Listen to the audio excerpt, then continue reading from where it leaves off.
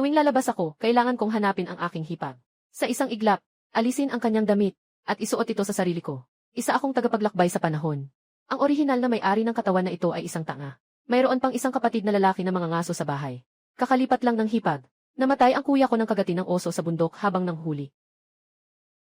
Sa isang sirang kubo na gawa sa damo. Ako, nakasuot ng manipis na telang lino, nakahiga sa bunto ng damo. Sa labas, niyayakap ng Gyebe ang buong paligid. Maraming saloobin ang naglalaro sa aking puso. Ito ang ikalawang araw mula nang makalipat ako dito. At simula na rin ito ng pagtanggap ko sa bagong aking pagkatao. Tito, gising ka na ba? Kumain ka na ng maaga ngayon. Ngayon, ang malalim na niyebe ay bumabalot sa bundok. Huwag kang maglakad-lakad pagkatapos mong kumain. Pupunta ako para maghanap ng makakain. Tinitingnan ko ang magandang mukha ng babae sa harapan ko. Maingat niyang inabot.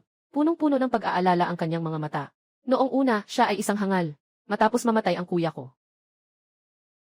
Naramdaman ko ang isang bahagyang emosyon. Ngunit hindi ko tinanggap ang mangkok ng lugaw. 8-in-law. Ang niyebe ay masyadong malakas. Mas ako na lang ang pumunta. Habang sinasabi ko iyon, umakyat ako mula sa bunto ng damo. Ay, Tito, mabilis. Nangangalit ang mukha ni Fancy sa hiya. Agad siyang humarap. Mahigpit niyang ikinubli ang mukha gamit ang parehong kamay. Nakarinig ako ng sigaw ni Fancy. Agad kong kinuha ang chikaw sa tabi ko upang takpan ang katawan niya.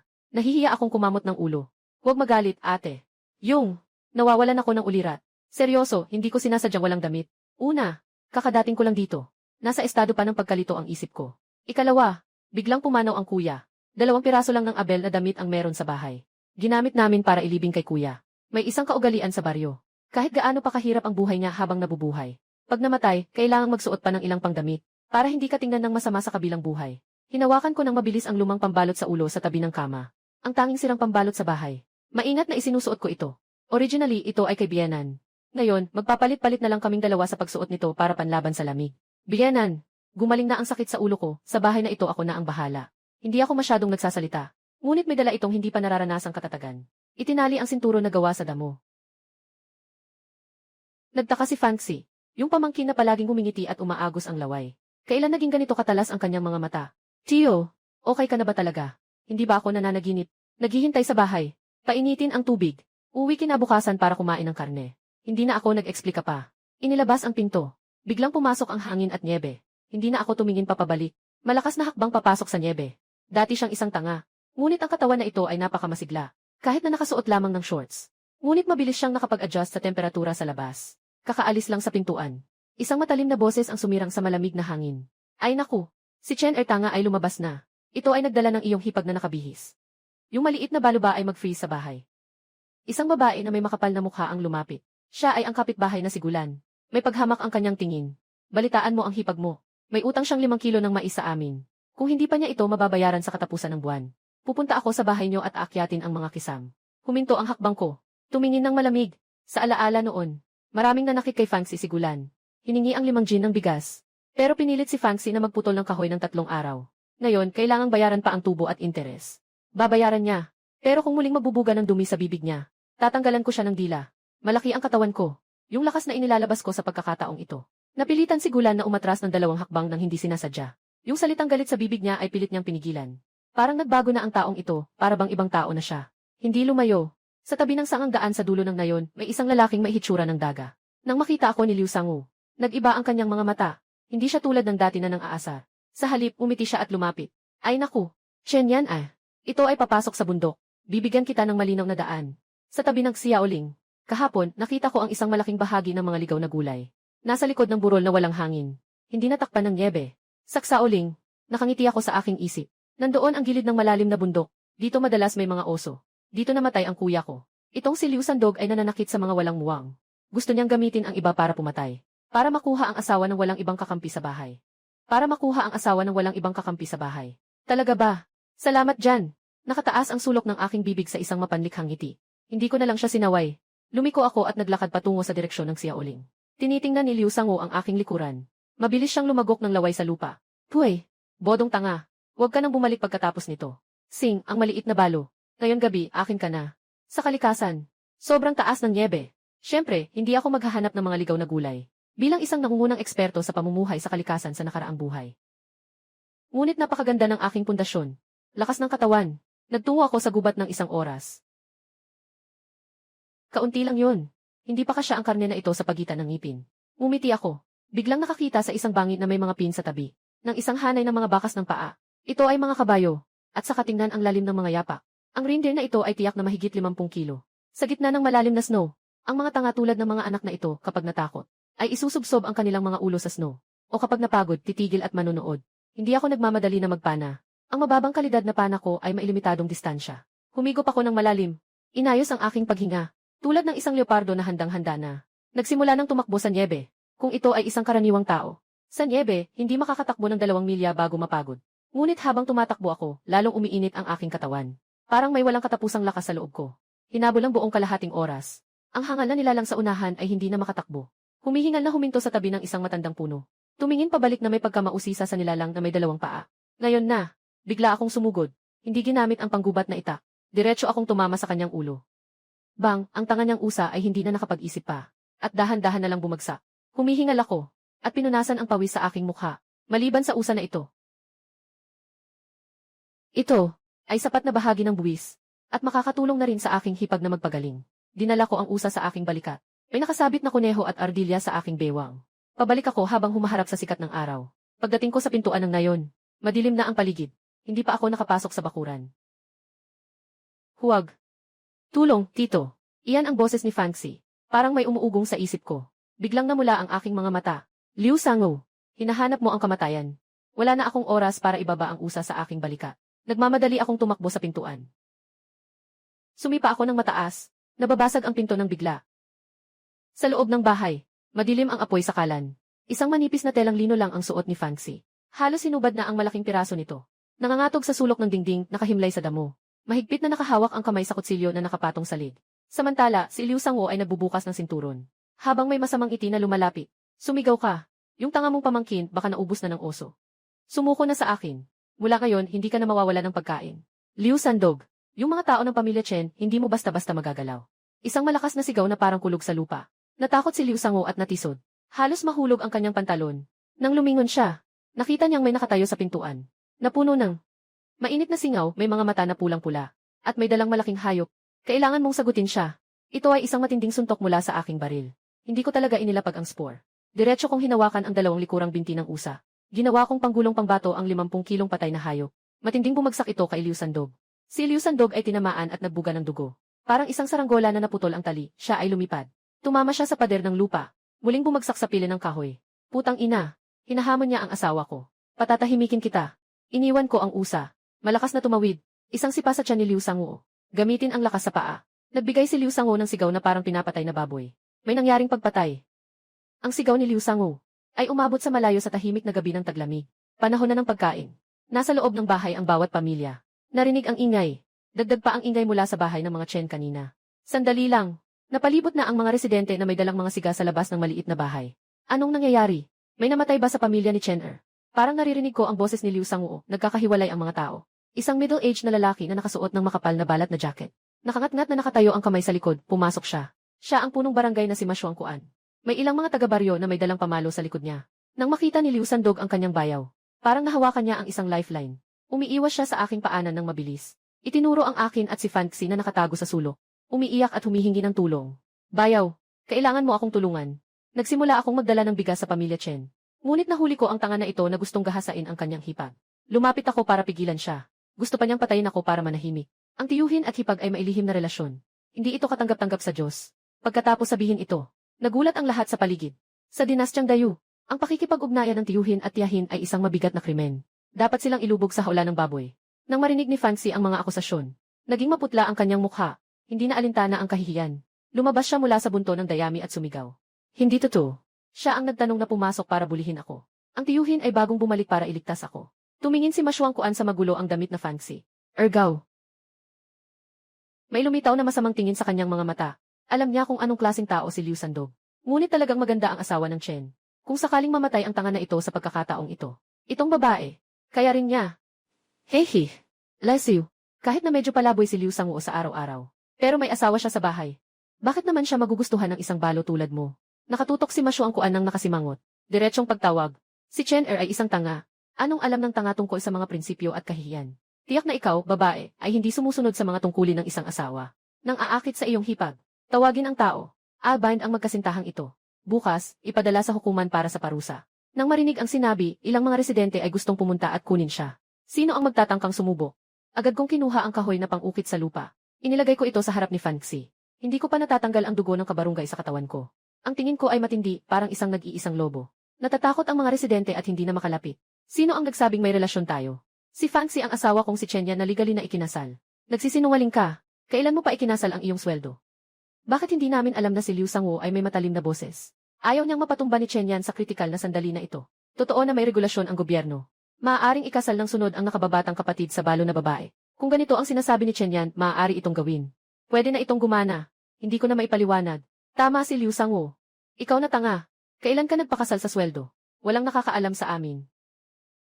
May regulasyon ang gobyerno. Ang tanga ay hindi pwedeng mag-asawa. Bobo ang nagkaanak ay bobo pa rin. Sayang ang pagkain. Tama ba, mga kaibigan? Tama. Bobo ka, anong klaseng asawa ang kukunin mo? Huwag mong isipin na pwede mong gawing dahilan ang pag-aasawa sa kapatid na babae. Mas mabuti pang sumama ka na lang sa amin at ipasa ka sa mga otoridad. Nagsasalita ang mga taga-baryo. Nakita ni Liu Sangwo na ang mga taga-baryo ay nagsasalita para sa kanya. Hindi na siya nanginginig. Mas tiwala na siya. Makipaglaban ka sa akin. Isang tanga tulad mo ay hindi sapat. Sa puntong ito, ang puso ni Fanxi ay nawawalan na ng pag-asa. Alam niyang ang dahilan kung bakit sinabi ito ni Chen Yan ay para lamang mapanatili ang kanyang reputasyon. Hindi niya kailanman pinagsisisihan si Chenxi. Sa sandaling iyon, puso ay nagkaroon ng matinding kilabot. Sa totoo lang, mula nang umalis ang asawa niya, sila ni Chen Yan ay magkasama sa buhay. Matagal na niyang tinanggap na siya ay bahagi ng Chen family. Hindi na tanga si Chen Yan. Nang sinabi ni Chen Yan na pakakasalan siya, hindi tumutol si Fanxi. May bahagyang pag-asa sa kanyang puso. Pero sa ngayon, ang sitwasyon, magpapalit ako ng paksa. Maswang Kwan, talagang patas ka bilang barangay captain. Umisi ako ng mapanlait. Itinuturo ko si Liu Sangwo sa lupa. Sabi mo ako ay hangal. Paano makakagawa ang isang hangal? Sa isang araw lang, makakakuha ng 50 gin ang dikya saksi taoling. Paano makakatama ang isang hangal sa isang kuneho na nag-isno? Paano makuha ng isang hangal ang isang string ng buhay ng mga squirrel? Sinuot ko ang isang malaking dikya na bangkay. Nilingon ng dikya ang kanyang sarili. Yung nakamamatay na sugat sa lig. Nakita na ng mga taga-ambon ang hayop sa lupa. Naku, ganitong kalaking dikdik. Yung hangal na si Chen Er. Hindi. Talaga bang si Chen Yan ang nakatama? Kahit ang mga matandang mga ngaso sa lugar, hindi siguro kayang gawin yan. Isang maliit na ulo ang sumulpot. Ito ay si Pihong, ang unggoy sa dulo ng nayon. Saksi ako. Kaninang hapon, nakita kong mabilis na pumasok si Chen sa materyales. Mas mabilis pa siya kaysa sa aso. Kung siya ay tanga, edi mas tanga pa tayo. Mga bata walang filter. Nagtawanan ang mga taga nayon. Ang kasinungalingan ni Liu Sangwo ay di na kailangang patunayan. Kung palagi akong nasa bundok nagtatrabaho sa pusa. Kakalipat ko lang. Walang oras para magtagpo sa bahay at makipagkita sa asawa ni ate. Malinaw na si Liu Sangwo ang pumasok habang nakikita. Nangitim ang mukha ni Ma Shuangkuan. Matinding na patingin kay Xiao Hu ang kanyang ama. Agad na pinigil ng huli ang bibig ng bata. Dahil hindi maaring pag-usapan ang lihim na relasyon. Umikot ang mga mata ni Ma Shuangkuan. May plano na. CJ, kahit na hindi ka natanga, kaya mo nang manghuli. Pero ikaw ang nakasugat kay Liu Sangwo, di ba? Ang pag-imbot ay kasalanan din. Inilagay ko ang panggatong sa lupa. Siya ay pumasok sa bahay ng tao. Nangangatwiran namang abuso ng mga mabubuting babae. Ayon sa batas ng EUI, patayin walang usapan. Pinanatili ko siyang isang buhay na aso. Iyan ay para na rin sa respeto sa iyong kapitan. Si Ma Shuangkuan ay nabulabog. Bakit biglang naging napakamatalino ng batang ito? Alam pa ang batas. Kung patuloy na magpupumilit, sa harap ng maraming tao, maging masama ang reputasyon sa pagtakip sa kanyang hipag. Ang galing ng kanyang dila. Si Ma Shuangkuan ay umisi ng malamig. Nagbago na ang itsura mo, parang profesional na opisyal. Kung hindi ka na bobo, at naipasa mo na ang pagiging manghuli tulad ng kuya mo. Kaya mag-usap tayo tungkol sa seryosong bagay. Inilabas niya mula sa dibdib ang isang maliit na libro. Nakangiti pero hindi totoo ang ngiti, sabi niya. Ayon sa batas ng palasyo, ang talaan ng mga manghuli ay espesyal. Para maiwasan ang kawalan ng supling, kailangan mong magpakasal ng 3 asawa at kabit. Magkaanak ng marami. Ngayon, pumanaw na ang kuya mo. Dahil pumalik ka sa pinto at pinto. Ang patakaran na ito ay nasa sa iyo. Napakunot ang noo ko. Ano ba itong kabaliwan na patakaran? Bago pa siya makasagot, Ma Shuangkuan ay kumaway. Kitang-kita ang likod ng mga tao. 2 babae na nakasuot ng bilanggo at maruming buhok. Sa pagkakataong ito, dumaan ang kasal sa aming baryo ngayong araw. May 2 hindi na gustong kunin ng mga alipin. Dati ay mga pamilya ng mga opisyal. Walang gustong mag-ampon. Ngayon na malakas ka na. Ang 2 babaeng ito ay sa iyo na. Isang babae ay matangkad. Kahit na nakayuko, maaari pa ring makita ang malamig na anyo niya. Ang isa naman ay maliit. Mukhang 15 o 16 na taong gulang. Tila isang takot na pugo na nakatago sa likod ng nauna. Parang isang natatakot na pugo. Ang 2 ito ay halatang mga mayaman. Mga dalagang hindi kayang magbuhat o magtrabaho. Sa mga panahong ito ng taggutom, 2 bibig na kumakain lang at hindi nagtatrabaho. Nagtuturo-turo ang mga taga-bukirin. Ngayon, malas na si Chen Yan. Kung ganito ang paraan ng pag-uwi, mamamatay ka sa gutom. Sino ba ang may ganitong pasanin? Lahat na nakikita ko, hindi nagsasalita. Matapang na binibigyang diin ang huling sipa. Bukod pa rito, dahil may 4 na tao na sa bahay ninyo ngayon. Ayon sa bagong patakaran, sa susunod na buwan, magbabayad kayo ng buwis sa ulo. Umabot na sa 7 kwento ng pera. 7 kwento ng pera. Sa panahon na isang pera lang ay pangbili na ng pandesal. Ang 7 kwento ng pera ay sobrang laki. Kahit ang isang karaniwang magsasaka ay hindi makakatipid niyan sa isang taon. Nung narinig ni Fancy ang numerong ito, naduling siya. Halos mawala ng malay. Saan ba dito ang asawa? Ito ay para silang mamatay. Bakit? Ayaw lang nilang sumunod sa buwis. Ngayon ay ipapadala na sila sa hukbo. Lahat ng tingin ay nakatuon sa akin. Sino ang nakakaalam? Hindi lang ako nagalit. Sa halip ay ngumiti. Bumaba ako at kinuha ang mga bagay sa lupa. Tumingin ako sa ibabaw ni Masyuang Kuan. Tumingin sa 2 nanginginig na babae. Tumingin din sa nakangiting Liu Sangu. Ayos. Sila ang 2 na aking kinuha. Malakas ang aking boses. Nanginig ang bahay habang bumaba ang alikabo. Ang 7 pirasong pera na ito ay buwis. Pagkalipas ng 1 buwan, ibibigay ko rin sa iyo ng walang kulang. Pero hindi pa tapos ang usapan ngayon. Liu Sangu, magpaalam ka sa aking swang na 3 malakas na banggit. Kung hindi, pumunta tayo sa bayan at magpatunog ng kampana. Tingnan natin kung mas mabigat ang kasalanan mong panggagahasa o ang akin na pananakit. O kaya mas mabigat ang kasalanan kong pananakit. Ako na walang sapin sa paa, hindi natatakot sa maisapin. Ganap na napasigla ang lugar. Ang mukha ni Masyuang Kuan ay maputla na parang maaaring pumatak ang tubig. Pero natatakot din siya na kung magulo, maapektuhan ang kanyang karera. Hinawakan niya ang ngipin at sinipa si Liu Sangu. Hindi mo naririnig. Pasensya na. Si Liu Sangu ay nakapamulsa sa tiyan. Tinitiis ang matinding sakit at kahihiyan. Nanghihingi ng tawad kay Fancy. 3 ulit na bumaba ang ulo. Pagkatapos ay parang isang patay na aso, hinila ni Masyuang Kuan papalayo. Nagkanya-kanya nang umalis ang mga residente. Ang maliit na bakuran ay muling nagbalik sa katahimikan. Tanging ang malamig na hangin ang humuhuni. Sa loob ng bahay, si Fancy ay hindi pa rin makapaniwala. At ang 2 bagong dating na babae, si Sumengmeng at si Xuqianqian, ay magkasama sa yakap. Wala nang bigas sa bahay. Ngayon ay may 2 pang bibig. At may isang countdown sa kamatayan na 30 araw. Isinara ko ang pinto na may butas. Tumingin sa mga tao sa silid. Sa aking puso wala akong pag-asa. Sa halip nag-alab ang isang matinding determinasyon. Sister-in-law, bakit ka umiiyak? Nakikita kong gustong punasan ni Fancy ang kanyang luha. Bumagal ang tono. Magpakulo ng tubig. Balatan mo ang usa. Mula ngayon, kaming mga Chen, hindi lang dapat mabuhay, kundi dapat mas mabuti pa kaysa sa iba. Sa loob ng bahay, parang maipipiga ang atmosfera na napakabigat.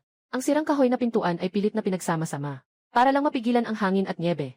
Ang apoy sa pugon ay nilalaplap ang ilalim ng kawali, na may pabulusok na ingay na pipa. Yung karne ng muntik ng mabulok na dikya ay nakasabit sa kisam, na may patak ng dugo na dumadaloy. Sa mga mata ng 2 bagong pasok na prinsesang babae. Ang tanawin na ito ay mas nakakatakot pa sa impyerno. Nakatayo ako sa gilid ng kama at naglilinis ng panggupit. Kahit na ang mga labi ko ay nagyelo, hindi ko sila pinapansin kahit kaunti. Sa isip nila, ako na kahit isang pulis, ay kayang saktan at kayang gawing punching bag, ay isang demonyo na dapat katakutan. Kung mahuhulog ako sa kanilang mga kamay, mas masakit pa siguro kaysa sa pagdurusa sa dentista. Tito, paano natin ayusin ang 2 dalaga na ito? Medyo nag-aalangan si Fancy habang nilalapag ang kamay niya. Nakatingin sa 2 batang babae na makikinis ang balat. Nanghihinayang at nag-aalala siya sa puso niya. Isa lang ang kama sa bahay. Kakaunti lang ang pagkain, kasya para sa 2 tao na makaraos. Ngayon, may 2 bagong bibig na kailangang pakainin. Paano kami mamumuhay ng ganito? Tumigil ako sa pagpahid ng kutsilyo sa aking kamay. Tumingin ako ng malamig sa 2 babae sa sulok ng pader. Napatingin si Sumengmeng sa akin nang may takot. Biglang tumindig ang balikat niya. Kahit na nasa kahirapan. Ngunit ang kanyang kayabangan bilang isang dalaga ay nananatili sa kanyang kaibuturan. Nagsusumikap siyang huwag magpakita ng kahinaan. Si Xuqianqian naman ay natatakot at inilubog ang kanyang ulo sa kanyang mga tuhod. Tahimik na umiiyak. Huwag ka nang umiyak. Kung patuloy kang iiyak, itatapon kita sa labas para pakainin ng mga lobo. Hindi malakas ang boses ko. Ngunit may dala itong hindi matatangging malamig na tigas. Agad na nawala ang iyak ni Xuqianqian. Naging isang nakakatawang utot. Tumayo ako, at lumapit sa 2 babae. Tinitingnan sila mula sa itaas. Pumasok sa pintuang ito. Dito sa akin, mayroon lamang isang patakaran. Hindi nag-aalaga ng mga tamad. Kami ay pinilit na ibigay sa iyo. Hindi kami kusang loob. Kung gusto mong patayin o saktan, bahala ka. Ngunit huwag asahan na gagawin namin ang mga mabibigat na trabaho sa bukirin. Tumawa ako nang may pang-aasa. Hinawakan ko si Fancy na may mga sugat at palto sa kamay. Itinataas sa harap ni Sumengmeng. Magmasid ng mabuti. Ito ang totoong buhay. Yung sinasabi mong mataas ang tingin sa sarili. Makakakain ka kaya ng mainit na lugaw. Tumingin si Sumengmeng sa mga mapanglaw na kamay ni Fancy. At tiningnan din niya kung paano si Fancy ay nag-aalangan. Dahil sa pag-iwas na mag-abala sa kanila. Biglang nanlamig ang kanyang matayog na damdamin. Naging sanhi ng kaunting kahihiyan. 7 pirasong buwis sa ulo. Ay kasama sa inyo. Binalik ko ang aking kamay. Malamig ang tono. Bibigyan ko kayo ng 3 araw para makapag-adjust. Pagkatapos ng 3 araw, Kailangan niyong magtrabaho. Umalis ka na. Hindi ako mag-aalaga ng mga walang silbi. Sabi na. Hindi ko na sila pinansin. Lumiko at kumuha mula sa kanyang bulsa ng isang malinis na sirang palayo, na naglalaman ng bagong lutong langis ng kuneho. Ang dati malamig at matigas na mukha. Nang tumingin kay Fanxi, biglang naging malambot. Sister-in-law. Hindi. Asawa. Lumapit ka. Hinila ko si Fanxi. Para umupo siya sa tabi ng kama. Namula si Fanxi. Sa harap ng iba. Ang tawag na ito ay nagdulot sa kanya ng kaunting hiya. Ngunit sa kanyang puso, siya ay masaya. Kahit na ang nangyari kanina ay para makaalpas. Ngunit ngayon, tinawag siyang asawa ng harapan. Siya ay talagang nahihiya. Ngunit hindi itinanggi ni Fanxi. Mahirap talagang mabuhay sa panahon ng kaguluhan. Kung wala kang tahanan at proteksyon ng lalaki, mas masahol pa sa kamatayan ang buhay. Nagkuha ako ng isang piraso ng maputing gatas ng kuneho. Dahan-dahang ipinatong sa mga kamay ni Fanxi na puno ng mga hiwa. Maingat na parang nag-aalaga ng isang bihirang hiyas. Sumiyak si Fanxi sa sakit at kumurba. Tiyaga lang. Epektibo ang gatas ng kuneho na ito laban sa pagkatuklap. Nakayuko ako. Na nakatuon ang isip. Sa susunod, sila na ang gagawa ng mabibigat na trabaho. O hintayin mo akong bumalik. Ang mga kamay mo ay para sa kasiyahan. Hindi para sa pagdurusa. Nakatayo sa sulok sina Sumengmeng at Sukyankian at pinapanood ang eksenang ito. Parehong nagulat. Itong lalaking matapang, mabagsik at matapang ay nagkakaroon din ng ganitong mapagmahal na panig. Napailing si Sumengmeng.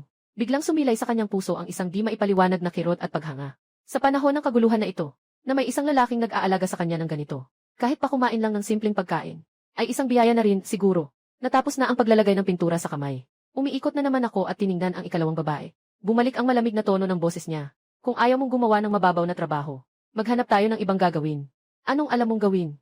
Itinuro niya si Sukyankian. Natakot si Sukyankian at nanginig siya. Ako. Ayos lang ang pananahi. CJ, simula bukas, ayusin mo ang dalawang balat ng ardilya na ito. Gumawa ng nipad. Tumingin ako kay Sumengmeng. At ikaw, ano ang alam mo? Nakabasa ako. Marunong akong magbilang. Naiintindihan ko ang batas. Magaling. Sa susunod, ikaw na ang bahala sa mga gasto sa bahay. Kung magkamali ka ng kahit isang sentimo, walang pagkain. Agad kong ipinamigay ang mga gawain. Hindi ko sila binigyan ng pagkakataong tumutol. Madilim na. Ibinigay ko ang tanging sira-sirang kumot sa hipag. Ako naman ay nakahiga sa dulo ng kama na may suot pang damit. May distansya sa pagitan namin. Si Sumengmeng at Sukyankian ay napilitan lamang na magdikit. Sa sahig na may dayami, kahit na nanginginig sa lamig, hindi ako magreklamo kahit isang salita. Hindi ko alam kung ano ang iniisip ng hipag ko tungkol sa akin. Ngunit mula sa reaksyon ngayon, mukhang may pag-amin na siya sa akin. Ngunit hindi ako hayop na pinapairal ng aking katawan. Ang bahay na ito ngayon, kailangan kong suportahan ito. Gabi na iyon, mababa ang tulog ko. Dahil kailangan kong pagplanuhan ang mga gagawin bukas. 7 piraso ng pera. Hindi lang ito buwis, kundi pati na rin pambayad sa buhay. Mukhang hindi sapat ang pangangaso. Kailangan talagang mapalaki ang halaga ng mga nahuli. Hindi pa sumisikat ang araw. Tumayo na ako. Inilagay ko ang ilang magagandang lambat na ginawa ko kagabi. At ang mga balahibo na nahuli ko kahapon. At ginamit ang natirang mga piraso para gumawa ng 7 simpleng palda mula sa balat na itinali sa aking bewang. Ang tanging pantalo na gawa sa bulak ay para sa hipag ko. Ikaw na lang ang bahala sa kanila sa bahay. Isara mo ang pinto. Huwag buksan kahit sino man ang dumating. Sinabi ko na ito sa aking hipag. Pagkatapos ay inakyat ko ang malaking bag. Sa kabila ng patuloy na hangin at nyebe, malakas ang aking lakad patungong bayan. Ito ang unang matinding laban na naranasan ko dito. Kumita ng pera. Baishan County. Hindi kasing marangya ng kabisera Siksingran. Ngunit bilang tanging puok ng kalakalan sa loob ng 100 milya, marami pa ring tao ang dumadagsa. Ngunit karamihan sa mga tao sa kalye ay may mukhang maputla. At nagmamadali. Nang lumabas ako sa pintuan ng bayan, kaagad akong nakakuha ng kakaibang mga tingin. Nakaponcho ako sa itaas. Nakasapatos ng damo ako sa paa. May dala akong malaking bag sa likod. Ang aking anyo ay naglalabas ng ligaya sa mga estranghero. Sa ganitong anyo, kahit sa gitna ng mga pulubi, ako ay tila hindi nababagay. Hindi ko pinapansin ang mga tingin at chismis sa paligid. Dahil sa alaala ng nakaraan. Diretsong pumunta sa pinakamalaking tindahan ng mountain goods sa kanluran ng lungsod, ang Shanbaotang. Pagpasok ko sa pinto, may isang batang lalaki na agad na lumapit. Nang makita ang suot kong medyo nakakaaliw na kasuotan, may bahid ng paghamak sa mata niya. Tila walang gana, itinaas ang kamay at pinigilan ako. Ay. Pumunta ka sa likod para magmakaawa. Huwag makabangga ng mga bisita. Hindi ako humihinto. Nanginginig ang balikat ko. Yung bag ay bumagsak, tumama sa counter. Nanginig ang mga butil ng abakos sa itaas. Nabulag ang mga mata ng iyong aso. Hindi na ako magnenegosyo. Humihikbi ako ng malamig. Inilabas ko ang isang sulok ng bag. Na lumabas ay isang buo at walang kapintasan, makintab. Nabalat ng pulang skerel. At napakamalinis na karne ng ligaw na kuneho. Ang batang lalaki ay may kaalaman din. Biglang napatingin siya ng matagal. Ngayon, panahon ng kaguluhan.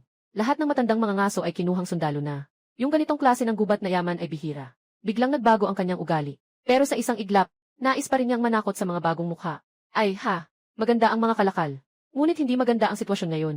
Ang ganitong balat ay 5 sentimo lang bawat piraso. Ang karne ay 3 sentimo bawat kilo. dahil malayo ang iyong pinanggalingan. Sige, ibibigay ko sa iyo ang 50 sentimo. Tanggapin mo na lang. 50 sentimo. Kahit kalahating kilo ng asin ay hindi mabili. Tumawa ako ng malamig. Inabot ko ang kamay ko para ilagay sa bag. Kung hindi kayang bayaran ng Shanbao Hall, pupunta na lang ako sa Jukai Building sa kabila.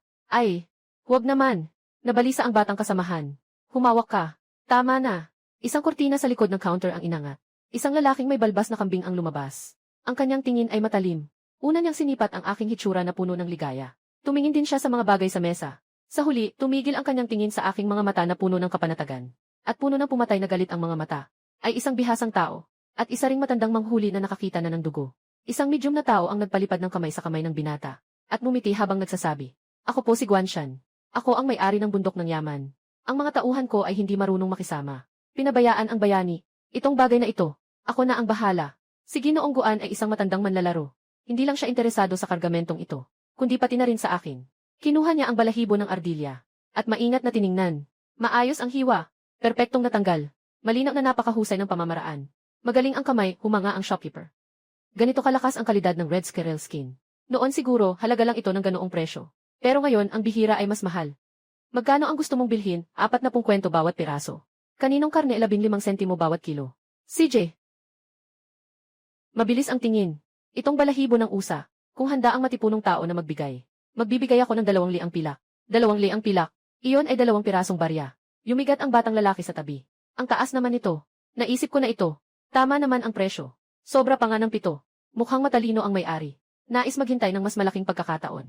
Mabilis makipag-ayos si Ginoo. Naging kasunduan na. Hindi ako nag-aaksaya ng oras. Agad akong pumayag. Binilang ang mga ito. Kasama ang iba pang maliliit.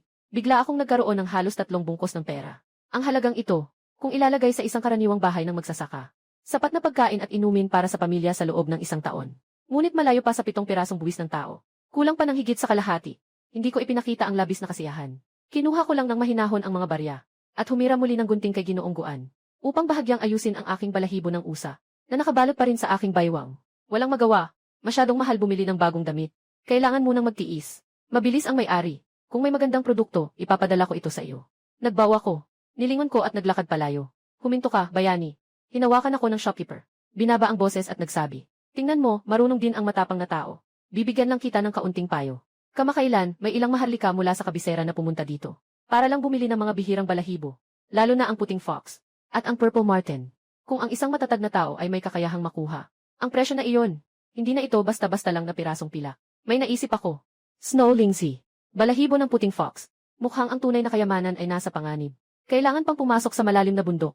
Lumabas ng East at Bodian. Diretso akong pumunta sa tabi ng kalye sa Grand Saidan. Ito ang pinakamalaking tindahan ng damit sa bayan. Hindi ako dito para bumili ng damit para sa sarili ko. Kundi para bumili ng tela at bulak. 3 babae sa bahay, walang maayos na damit. Lalo na si Jack Ed.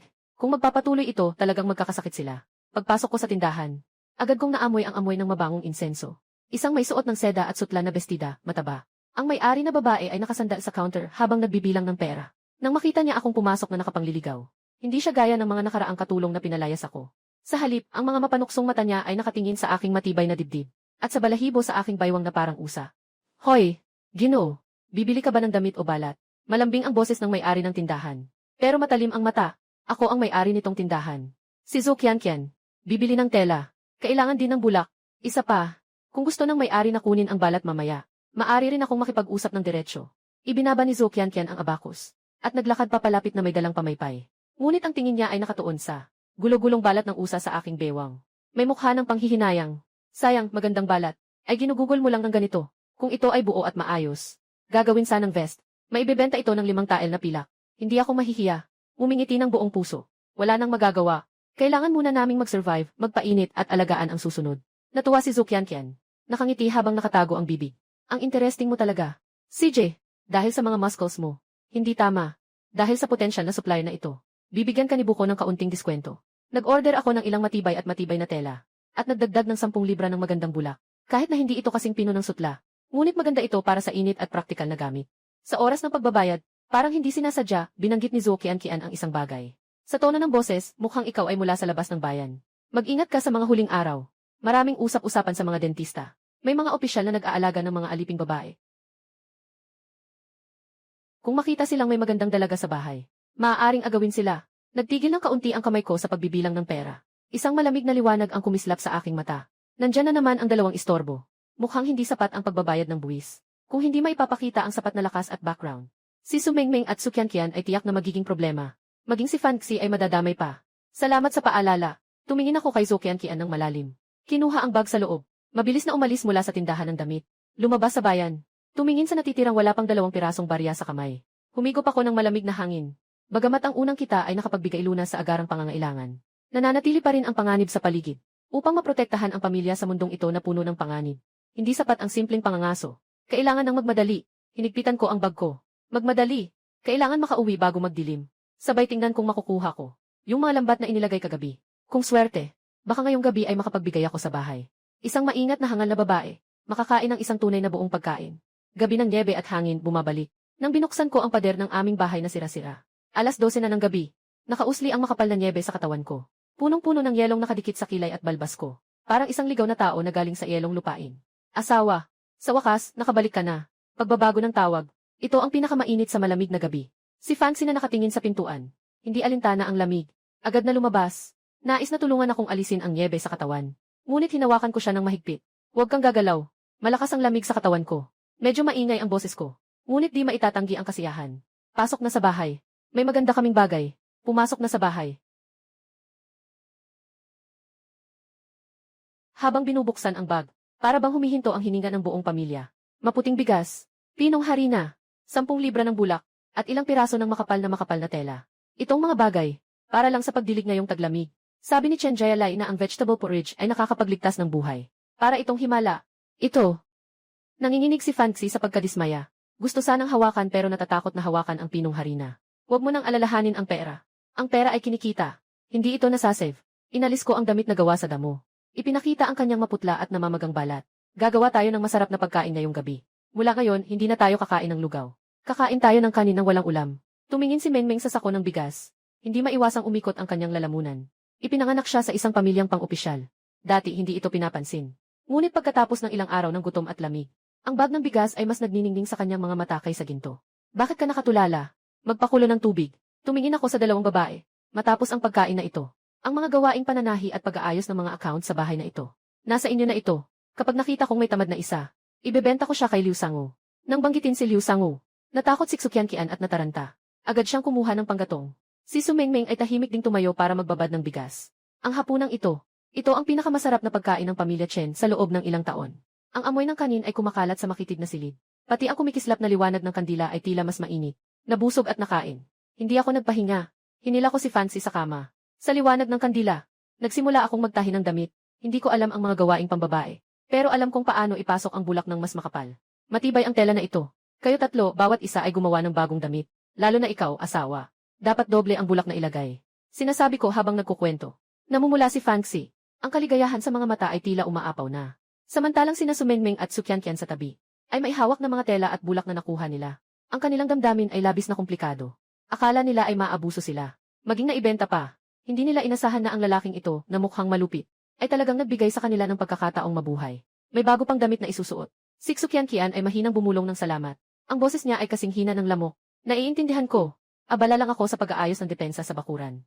Si Liu Sangu ay tiyak na hindi susuko ng basta-basta. Nagtago ako ng ilang espesyal na bitag para sa hayop sa mababang bahagi ng pader ng bakuran. At nagkalat ng manipis na pulbos ng insenso sa tabi ng balon. Basta may tao na lumapit. May bakas na. Matapos ang lahat ng ito, tumingin ako sa madilim na kabundukan.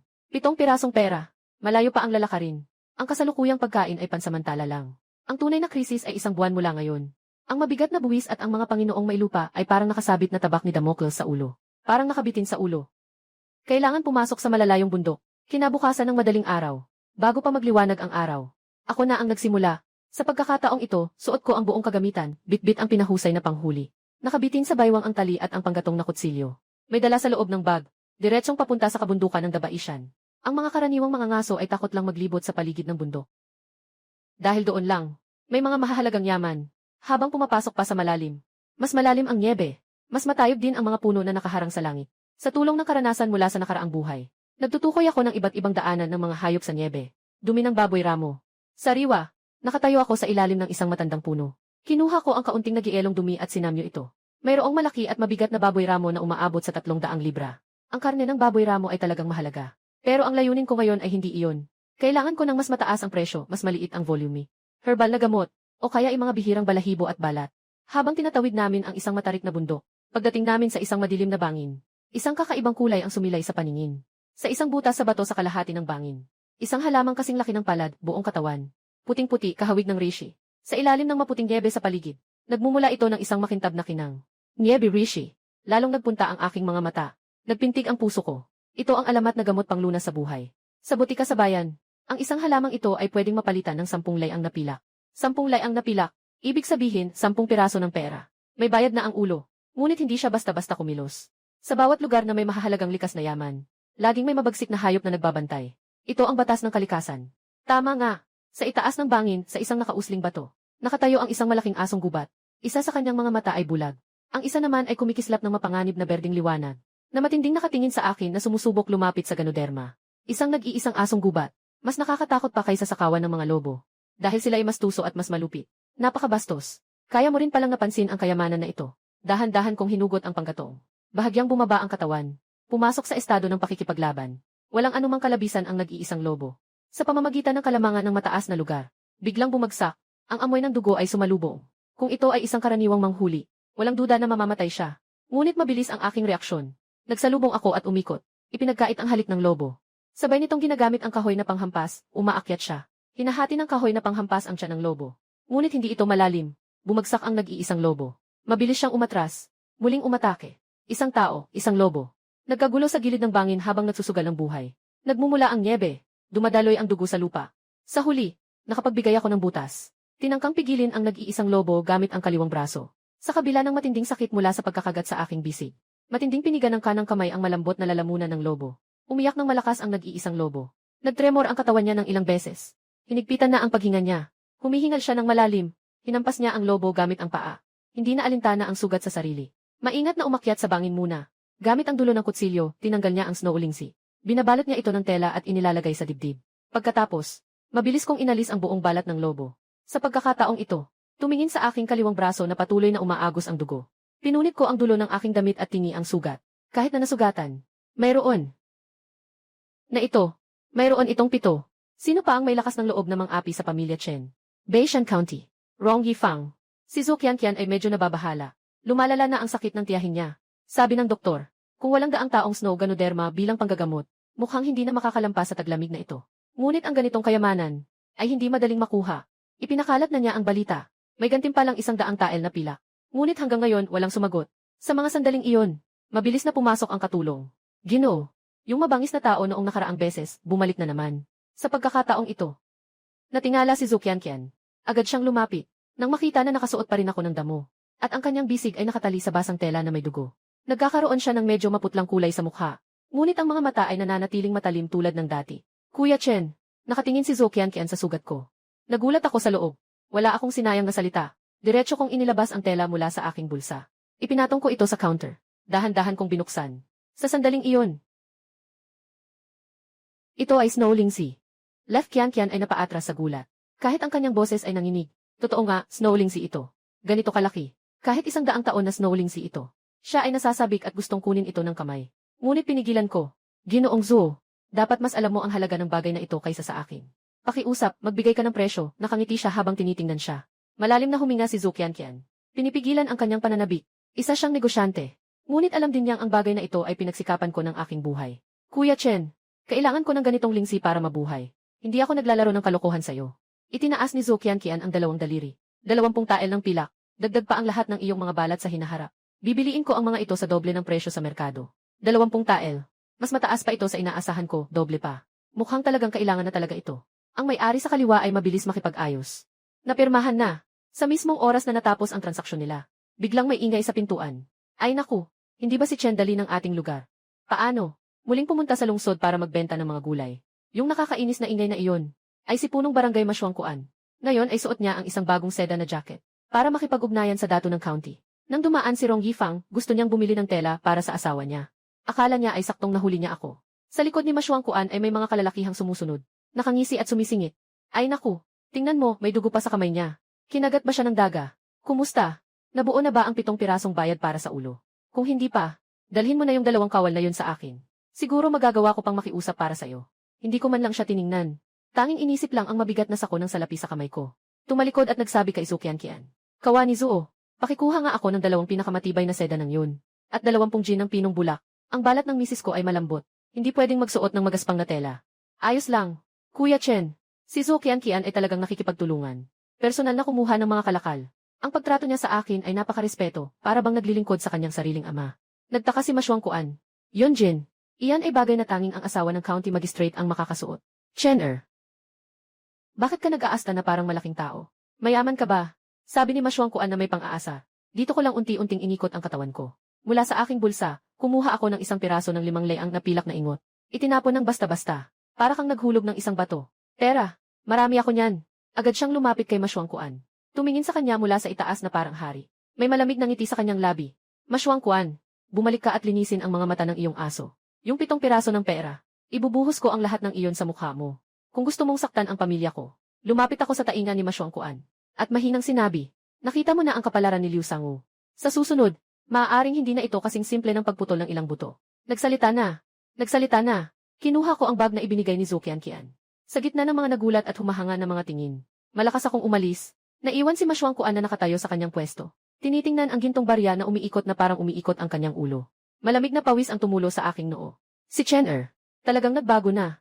Nang umuwi ako, hindi lang ako may dalang sutla at bulak, kundi 2 bagong lutong inihaw na manok at 1 banga ng magandang alak. Asawa, nakauwi ka na. Si Sudhan Sedang at si Kinkin. Nakaupo sila sa ibabaw ng sako, nagsusulsi. Nang makita akong bumalik, agad silang bumaba upang salubungin ako. Inilapag ko ang mga bagay. Ngunit hindi tulad ng dati, hindi ako nakipaglaro sa kanila. Sa halip, nakatingin siya ng madilim sa direksyon ng balon. Kagabi, hindi ako nasa bahay. May nakarating na bang tao dito? Tinanong ko. Nagtaka si Fancy. Wala naman. Sundin namin ang sinabi mo. Nakasara ng mahigpit ang mga pinto at bintana. Talaga ba? Hindi naman sigurado. Nakangiti ako ng malamig. Lumapit ako sa balon. Sa tabi ng balon, sa niebe, ang patong ng pinong abo na itinapon kagabi. Sa oras na ito, magulo na. Malinaw na may mga bakas ng yapak. At sa gilid ng balon, may natitirang kaunting puting pulbos na mahirap makita. Pulbos ng buto ng kasuy. Inamoy ko ang pulbos. Kitang-kita ang puot sa aking mga mata. Kung ito'y inumin, tiiyak na magugutom ang buong pamilya.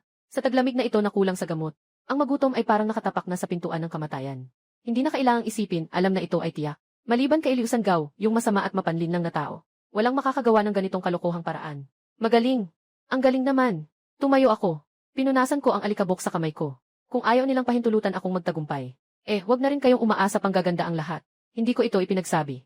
Pinahiram ko lang si Sumengmeng ng 2 balde ng tubig sa kapitbahay. Pansamantala kong tinakpan ang aming balon. Nang magdilim, madilim at mahangin, nag-isa akong umakyat sa likurang bundok. Naalala ko na may ugali si Liu Sangu. Mahilig siyang magtago ng ilang bitag para sa mga hayop sa likurang bundok. Espesyal na ng huli ng mga biktima ng mga manghuli. Nahanap ko ang mga bitag. At hindi ito nasira, kundi ginamit ang kaalaman mula sa nakaraang buhay. Upang i-adjust ang trigger mechanism ng mga bitag na ito. Para maging sobrang sensitibo. Kahit ang hangin ay makakapag-trigger. At pagkatapos ay naghukay ako ng malalim na butas sa ilalim ng mga bitag. Puno ito ng mga bagay na hindi maipaliwanag mula sa aming gulayan. Na inilabas, matapos gawin ang lahat ng ito. Sadyang nagtapon ako ng kalahating patay na manok sa tabi. Upang magmukhang may nahuli na biktima. Kinabukasan ng umaga, nagsisimula palang magliwanag. Tulong! Sino ang pumatay na walang awa? Isang malungkot na sigaw ang pumunit sa katahimikan ng nayon. Nasa bakuran ako, nagtuturo kay Sukian-kian kung paano hawakan ang balat ng lobo. Narinig ko ang tunog. Ngumiti ako ng malamig.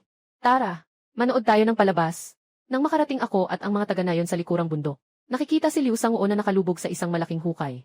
Hindi lang puno ng puti at dilaw na bagay ang buong katawan niya. Amoy na amoy ang kabaho. At ang mas masahol pa, katawan niya, parehong kamay at isang paa ay nakaloksa. Kanyang trap na panghuli ng hayop, dugo ay umaagos. Ay naku, hindi ba't si Liu Sangu ito? Nakatayo ako sa gilid ng hukay. Nakakover ang ilong, na may mukha ng gulat. Paano siya nahulog sa dumi, at nahuli pa ng pang-ipit? Tiake. Mukhang pamilyar ang pang-ipit na ito ah. Hindi ikaw ang naglagay niyan ha? Nangangalit ang mukha ni Liu Sangu sa sakit. Nang makita ako, lalong napikon, halos mapahingalo. Ikaw ang nagsinungaling. Huwag mong basta-basta sabihin yan.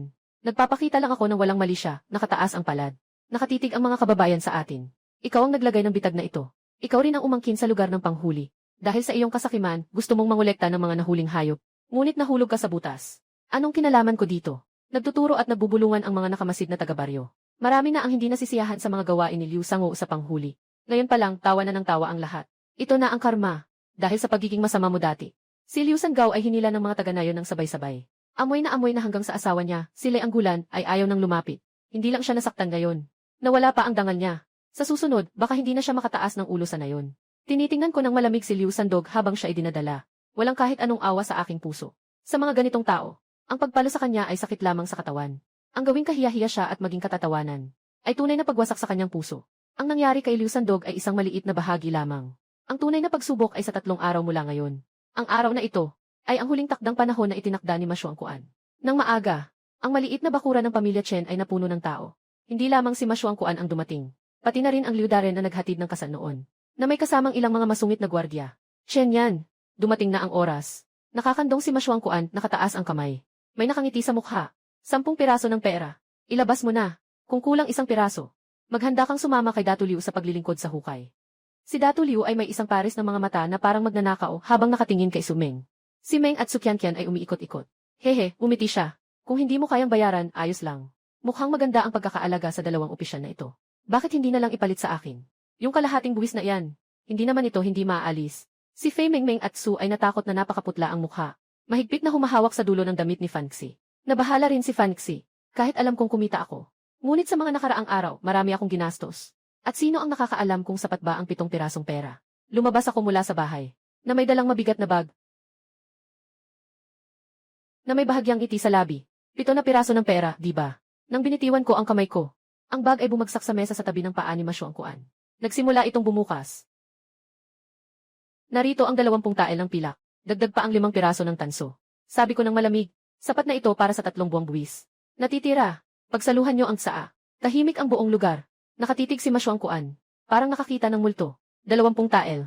Si Chen Er ang tanga ay nang hold up ba? Sa loob ng maikling 2 linggo. Saan galing ang maraming pera niya? Nagtaka rin si Ginoong Liu. Agad na nagbago ang kanyang mukha. Dumating siya dito para kumuha ng tao. Ang pera ay isang panghihiram lamang. Ngayon, inilapag ko ang pera sa mesa. Paano pa siya makakakuha ng tao? Sapat naman ang pera. Muming ang mata ni Liu Darren. Humigpit ang tingin at humirit. Pero espesyal ang katayuan nitong 2 alipin. Naninindigan ang aking opisina na maaaring may dalang bawal na bagay sa kanila. Kailangan silang dalhin sa bayan upang maimbestigahan ng mabuti. Malinaw na nananakot na ito. Si Su Mengmeng ay nanginginig sa galit. Si Suqianqian ay mas lalo pang natakot at napaiyak. Siya sa atin. Tingnan natin kung sino ang may lakas. Lalapit ako ng isang hakbang. Nakatayo sa harap ng 2 babae. Ang buong katawan ay puno ng lakas. Parang isang mabangis na tigre na nagbabantay. Ginoong Liu. Alin sa mga batas ng dayo ang nagsasaad? Isang magandang dalaga na nakapag-asawa na. Kailangan pang isa-ilalim sa walang kapararakang pagsisiyasat. Hindi ba ang bilangguan ng bayan ay likod bahay ni Ginoong Liu? Naglalakas loob ka bang magsalita ng batas sa akin? Si Ginoong Liu ay nagalit at nahihiya. Nakahanda ng bumunot ng espada. Agad akong kumilos. At nahawakan ang kamay ni Ginoong Liu na bumubunot ng espada. Makinig lang. Kakras. Isang mahinang tunog. Iyan ay tunog ng buto na nagkikiskisan. Si Ginoong Liu ay labis na nasaktan at pawis na pawis. Pakiramdam niya ay parang ang kanyang kamay ay naipit ng panggipit. Hindi makagalaw. Si Ginoong Liu. Pasensya na, nadulas ako. Nakangiti ako. Ngunit ang mga mata ko'y malamig at nakakasakit. Sa gitna ng taglamig na ito, ang mga espada at kutsilyo ay walang mata.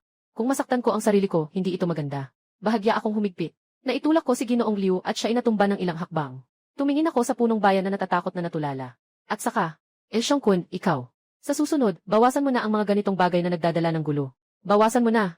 Masama ang ugali ko. Kung sa susunod ay madulas ka ulit, maaaring hindi kamay ang madurog, kundi hindi ang lalamunan. Kinuha ko na walang pake ang isang ceramic na tasa sa mesa. Isang higpit ng 5 daliri. Sa harap ng lahat. Pinisil ito hanggang maging pulbos. Ang puting pulbos ay dumaloy mula sa pagitan ng mga daliri. Natatakot sina Ma Xuangquan at Datu Chuan na parehong naluha. Gaano kalakas ang kailangang ipakita? Isang salitang takas lang ang naisip ko. Si Ginoong Liu ay humahawak sa kanyang pulso. Si Ma Xuangquan ay humahawak sa kanyang sombrero. Isang grupo ng tao ang nagtakbuhan palabas ng maliit na bakuran ng pamilya Chen. Kahit ang dagdag na gantimpala ay hindi nila nagawang kunin. Asawa, wala ka bang masamang nangyari? Si Fancy ay nakatingin sa eksenang ito. Hindi mapigilan ang pag-iyak niya. Alam niya. Simula ngayon, ang pamilyang Chen sa nayon na ito ay mananatili ng matatag. Walang sinuman ang mangahas na apiin sila. Lumiko ako at tumingin sa 3 babaeng umiiyak. Na nawala ang kanilang galit. Umingiti ng mainit. Ayos lang yan. Pumunta ka na sa pagluluto. Ngayon kakain tayo ng adobong baboy. Tinitigan ko si Mengmeng na nakaluhod sa sulok at si Suqianqian. Nais kong itaas ang kamay ko para ayusin ang kanilang magulong buhok. Pero biglang silang nag-shake. Nakatitig sila na parang nakakita ng daga na nakatuka sa manok. Nakapako ang kamay ko sa ere. Napailing na may inis. Mukhang masyadong malakas ang epekto ng nakaraan. Yung 2 bagong babae ay hindi pa makarecover. Ibinalik ko ang kamay ko. Tumingin ako sa tabi kay Fancy. Nakatingin si Fancy sa kanyang asawa ng buong damdamin. Nang makita ang takot sa mukha ng 2 babae. Nakakatawa pero medyo nakakainis. Lumapit siya. Parang inang manok na nagproprotekta sa mga sisiw, hinawakan ang kamay ng pangalawang babae. Huwag kang matakot. Walang masamang intensyon ang aking asawa. Lumapit ka. Kung ikukumpara sa akin. Malinaw na mas may charm si Fancy. Hinayaan ng dalawang babae si Fancy na hilahin sila. Bahagyang humupa ang kanilang tense na katawan. Mabilis ang galaw ni Fancy. Kinuha mula sa bag ang bagong bili kong cotton coat. Ito ay gawa sa mataas na kalidad na tela. Mas makapal pa kaysa sa suot ng pinakamayaman sa nayon. Isuot mo ang damit na ito. Hindi nag-atubiling tinulungan ni Fancy silang isuot ang bagong damit. Makapal na bulak sa katawan. Bahagyang namumula ang mga mata. Sa taong ito na kayang pumatay ng tao sa lamig. Ang suot na ito ay parang kalahating buhay. Nagkatitigan ang dalawa. Nakita nila ang pasasalamat sa mga mata ng isa't isa. Basta't mahigpit na yakapin ang hita ng ginang. Napansin ni Fancy ang mga frostbite sa kanilang mga paa. Namamaga at may nana. Kahit na nakakabit sa mga sirang sapatos at medyas. Huminga siya ng malalim. Lumingon at kinuha ang mahalagang langis na walang mantika sa mesa. Nakatayo siya at handang tulungan silang magpahid. Ilagay mo iyan. Biglang umabot ang isang mababang boses. Nakatitig ako ng masama. Lakad ka ng ilang hakbang. Hinawakan ang pulso ni Fancy. Matalim ang tingin na sumilay sa dalawang babae. Gusto pa nilang ipaglingkod ang asawa ko sa inyo. Ang sigaw na ito ay parang kidlat. Si Sumengmeng at Sukyankian ay namutla sa takot. Huwag na. Hindi pwedeng gawin ng matriarch. Nangangatog ang boses ni Sumengmeng. Sa hinaharap kami ang mag-aalaga sa iyo. Paano namin hahayaang ikaw ang gagawa? Ikaw na lang ang gagawa. Dalawa kaming nagtutulungan sa pagtimpla ng rabbit oil. Parang nagtutulungan sa paghawak ng mainit na apoy. Hindi rin pwedeng hindi ilagay. Mahal na mahalaga ang bagay na ito. Nagsalita ang pinuno ng pamilya. Saan sila mga has na gumamit? Tumingin sa akin si Fancy na may galit. Hinawi ang kamay ko. Natakot mo ang tao. Dahil pumasok na tayo. Mula ngayon, pamilya na tayo. Medyo nahihiya akong kumamot ng ulo. Mas magaan ang tono. Pero nananatiling matatag ang posisyon. Ang mga patakaran ay patakaran. Walang dahilan na ang pangunahing babae ay mag-alaga sa maliit. Kayo na ang magpinta. Huwag na magpasakal. Sa salitang ito lamang, ang ikalawang babae ay makapagsusumigasig na maghukay ng maingat. Ipahid ang langis ng kuneho sa sugat. Matapos ang pag-aalaga sa sugat, lumabas ako mula sa aking dibdib ng isang pakete ng papel na may langis. Buksan. Nandito ang 3 piraso ng cake na may osmanthus. Ito ay merienda na para sa mga mahal sa bayan kayang bilhin. Biglang sumingaw ang amoy at pumuno sa buong bahay na sira. Ang 3 babae ay sabay-sabay na pasigaw sa tiyan nila. Ang tanging kuneho sa bahay ay naibigay na sa iba. Mula kagabi hanggang ngayon, walang sinuman ang nakapasok kahit isang butil ng bigas. Si Fimengmeng at Sukyankian ay nagugutom na ng 2 araw. Sa oras na ito, naamoy nila ang amoy ng osmanthus. Hindi mapigilan ang pagdami ng laway. Nakatitig sila sa mga pastry. Ngunit mahigpit nilang pinipigilan ang sarili na magsalita. Akala ko ibibigay ko ang 3 piraso kay Fancy. Pero nang makita ko ang babalang tingin ni Fancy, napilitan akong magbago ng isip. 1 piraso bawat isa. Kunin mo na. Kinuha ni Fancy ang 2 piraso at ibinigay sa mga babae. At kinuha ang huling piraso at inabot sa aking bibig. Mahal, kumain ka rin. Binawi ko. Matamis at nakakaumay. Para yan sa mga babae. Ayaw kong kainin. Sabi ko na. Tumalikod at malakas na umalis sa bahay. Alam kong nandito ako. Siguro ang mga batang ito, hindi pa makakain ng maayos kahit lumulunok. Isinara ang pintuan ng bahay. May naririnig na tunog ng pagngasab sa loob ng bahay. Nakatayo ako sa niebe. Malalim na huminga ng malamig na hangin. Nakatutok ang aking tingin sa bunto ng lupa sa sulok ng bakuran. Isang makitid na kahoy na kama lang ang mayroon sa bahay. Ngayon, 4 na tao. Hindi talaga makakasya. Ang buong village ay nakasandal sa bundok. Wala nang iba. Sapat na ang lupa at bato. Kailangan talagang maglagay ng kang. Ito ang nakita ko sa aking nakaraang buhay sa hilagang probinsya, ang apoy na kang. Hindi pa ito laganap sa panahong ito. Ngunit ito ay isang himala laban sa matinding lamig. Hindi na ako nag-aalangan. Ipinataas ang manggas at nagsimula ng magtrabaho. Una, kumuha ng tubig mula sa balon gamit ang balde. Haluin ang luwad at buhangin sa tamang sukat. Gamitin ang pala upang masiglang haluin ito hanggang maging puti. Pagkatapos, dinala ko ang mga batong natira mula sa pagkukumpuni ng bahay. Nagsimula akong magtayo ng pundasyon sa tabi ng pader sa loob ng bahay. Kumain na ng mga pastry sina Sumengmeng at Sukyankian. Mas mainit na ang katawan. Nakita akong abala sa labas. Kaya't hindi sila naglakas loob na magpahinga. Nagkatitigan sila. Maingat silang lumabas. Ginoo, ano ang maitutulong namin? Tinanong ni Sumengmeng na may tapang. Hindi ako tumingin pataas. Itinuro ko ang bato sa tabi. Maglipat ng bato. Maliit ang lakas ng 2 babae. Ngunit masipag sila. Si Sumengmeng ay naglipat ng bato. Si Sukyankian ang nagbigay ng puti. Hindi rin nagpapahinga si Fancy. Hinahawakan ang walis para linisin ang mga basag na piraso. Ang dating tahimik na sirang bakuran. Ngayon ay parang may apoy na nagliliyab, puno ng sigla. Napakabilis ng galaw ko. Maingat at mahusay ang paraan ko. Nagtatayo ako ng tubo ng usok sa dulo ng kama. Naglalagay ng mga batong tabla. At pinapantay ang mga puwang gamit ang puting-puti. Ihampas ang dilaw na putik sa mga puwang. Sa huli, kumonekta ito sa bagong butas ng bakon sa labas ng pader. Ang ganitong estruktura ay makakapagpanatili ng init sa pinakamataas na antas. Basta't may apoy sa pugon. Mainit ang ibabaw ng kama buong gabi. Ang mga ganitong gawain ang pinakamabilis na paraan para alisin ang malamig na hangin. Matapos ang isang hapon ng abala, Unti-unting napagtanto ni na Sumengmeng at Sukyankian. Ang lalaking ito na mukhang nakakatakot, ay nakatuon at mabilis sa kanyang trabaho. Basta't hindi siya tamad, hindi siya basta-basta nananakit ng tao. Ibigay mo sa akin ang pangbuhos. Sumigaw ako. Si Sukyankian ang pinakamalapit. Agad siyang nagbigay nito. Mas smooth na ang galaw kaysa kanina. Kahit nakababa pa ang boses, nagtatanong pa rin. Mahal na bahay. Ito ba yung kama? Kapag meron ito, hindi na matatakot matulog sa gabi. Sagot ko lang ng walang pakialam. Pinagpag ko lang ng maayos ang huling piraso ng puti. Pag dumilim na ang gabi, isang malawak na apoy na nagsisimula ng mabuo. Tumalon ako mula sa apoy. Pinunasan ko ang lupa sa aking mga kamay. Nagliyab at pinatuyo. Kailangan ngayong gabi ay matanggal ang kahalumigmigan. Si Fancy ay dinala ang dalawang babae sa kusina upang mag-apoy at magluto. Sa aking matinding kahilingan, si Fancy ay nagbigay ng isang malaking mangkok ng pinong bigas. Naglagay ulit siya ng 3 itlog. Di nagtagal. Ang amoy ng bigas na may halong amoy ng itlog ay lumalabas. Dala ni Sumengmeng ang mangkok. Tinitingnan niya ang puting kanin at gintong itlog na nasa loob. Biglang bumagsak ang luha sa kanyang mata at nahulog sa mangkok. Akala niya na si Wei at Ye ay dumating para maging kabayo at baka. Para kumain ng butil at gulay. Hindi ko akalain na ang unang masarap na pagkain ay kanin. Bakit ka umiiyak? Nagmumukha akong naguguluhan. Malaking subo ng sabaw. Mabilis, kumain ka. Kailangan mong kumain ng mabuti para mailakas ka sa trabaho. Si Sumengmeng ay abala sa pagpahid ng kanyang luha. Malaking subo ng kanin. Totoong masarap. Sobrang bango na parang gusto mong lunukin ang dila mo. Nakatapos ng pagkain na parang bagyong dumaan. Lahat ng 4 ay may makulay na mukha na matagal nang hindi nakita. Pagkatapos kumain, nakatayo ako sa harap ng bagong tayong apoy. Nararamdaman ang init mula sa mga bato. Nakangiti akong tumango. Hindi pa pwedeng matulog dito sa kama ngayong gabi. Kailangan magliyab buong magdamag para matuyo ang kahalumigmigan. Tumingin ako kina Sumengmeng at Sukyankian. Kayo ang magpapalitan sa pagbabantay at pagdadagdag ng kahoy ngayong gabi. Huwag hayaang mamatay ang apoy. Ang dalawang babaeng anak ng may-ari ay tumugon ng mabilis at walang pag-aatubili. Basta may makain. May suot na bagong damit. Huwag sabihin na magbabantay sa gabi. Kahit na magbantay sa pintuan, ayaw din nila. Hinila ni Fancy ang aking manggas. At mahinang nagtanong. At ikaw, asawa? Tumingin ako sa labas sa dilim ng gabi.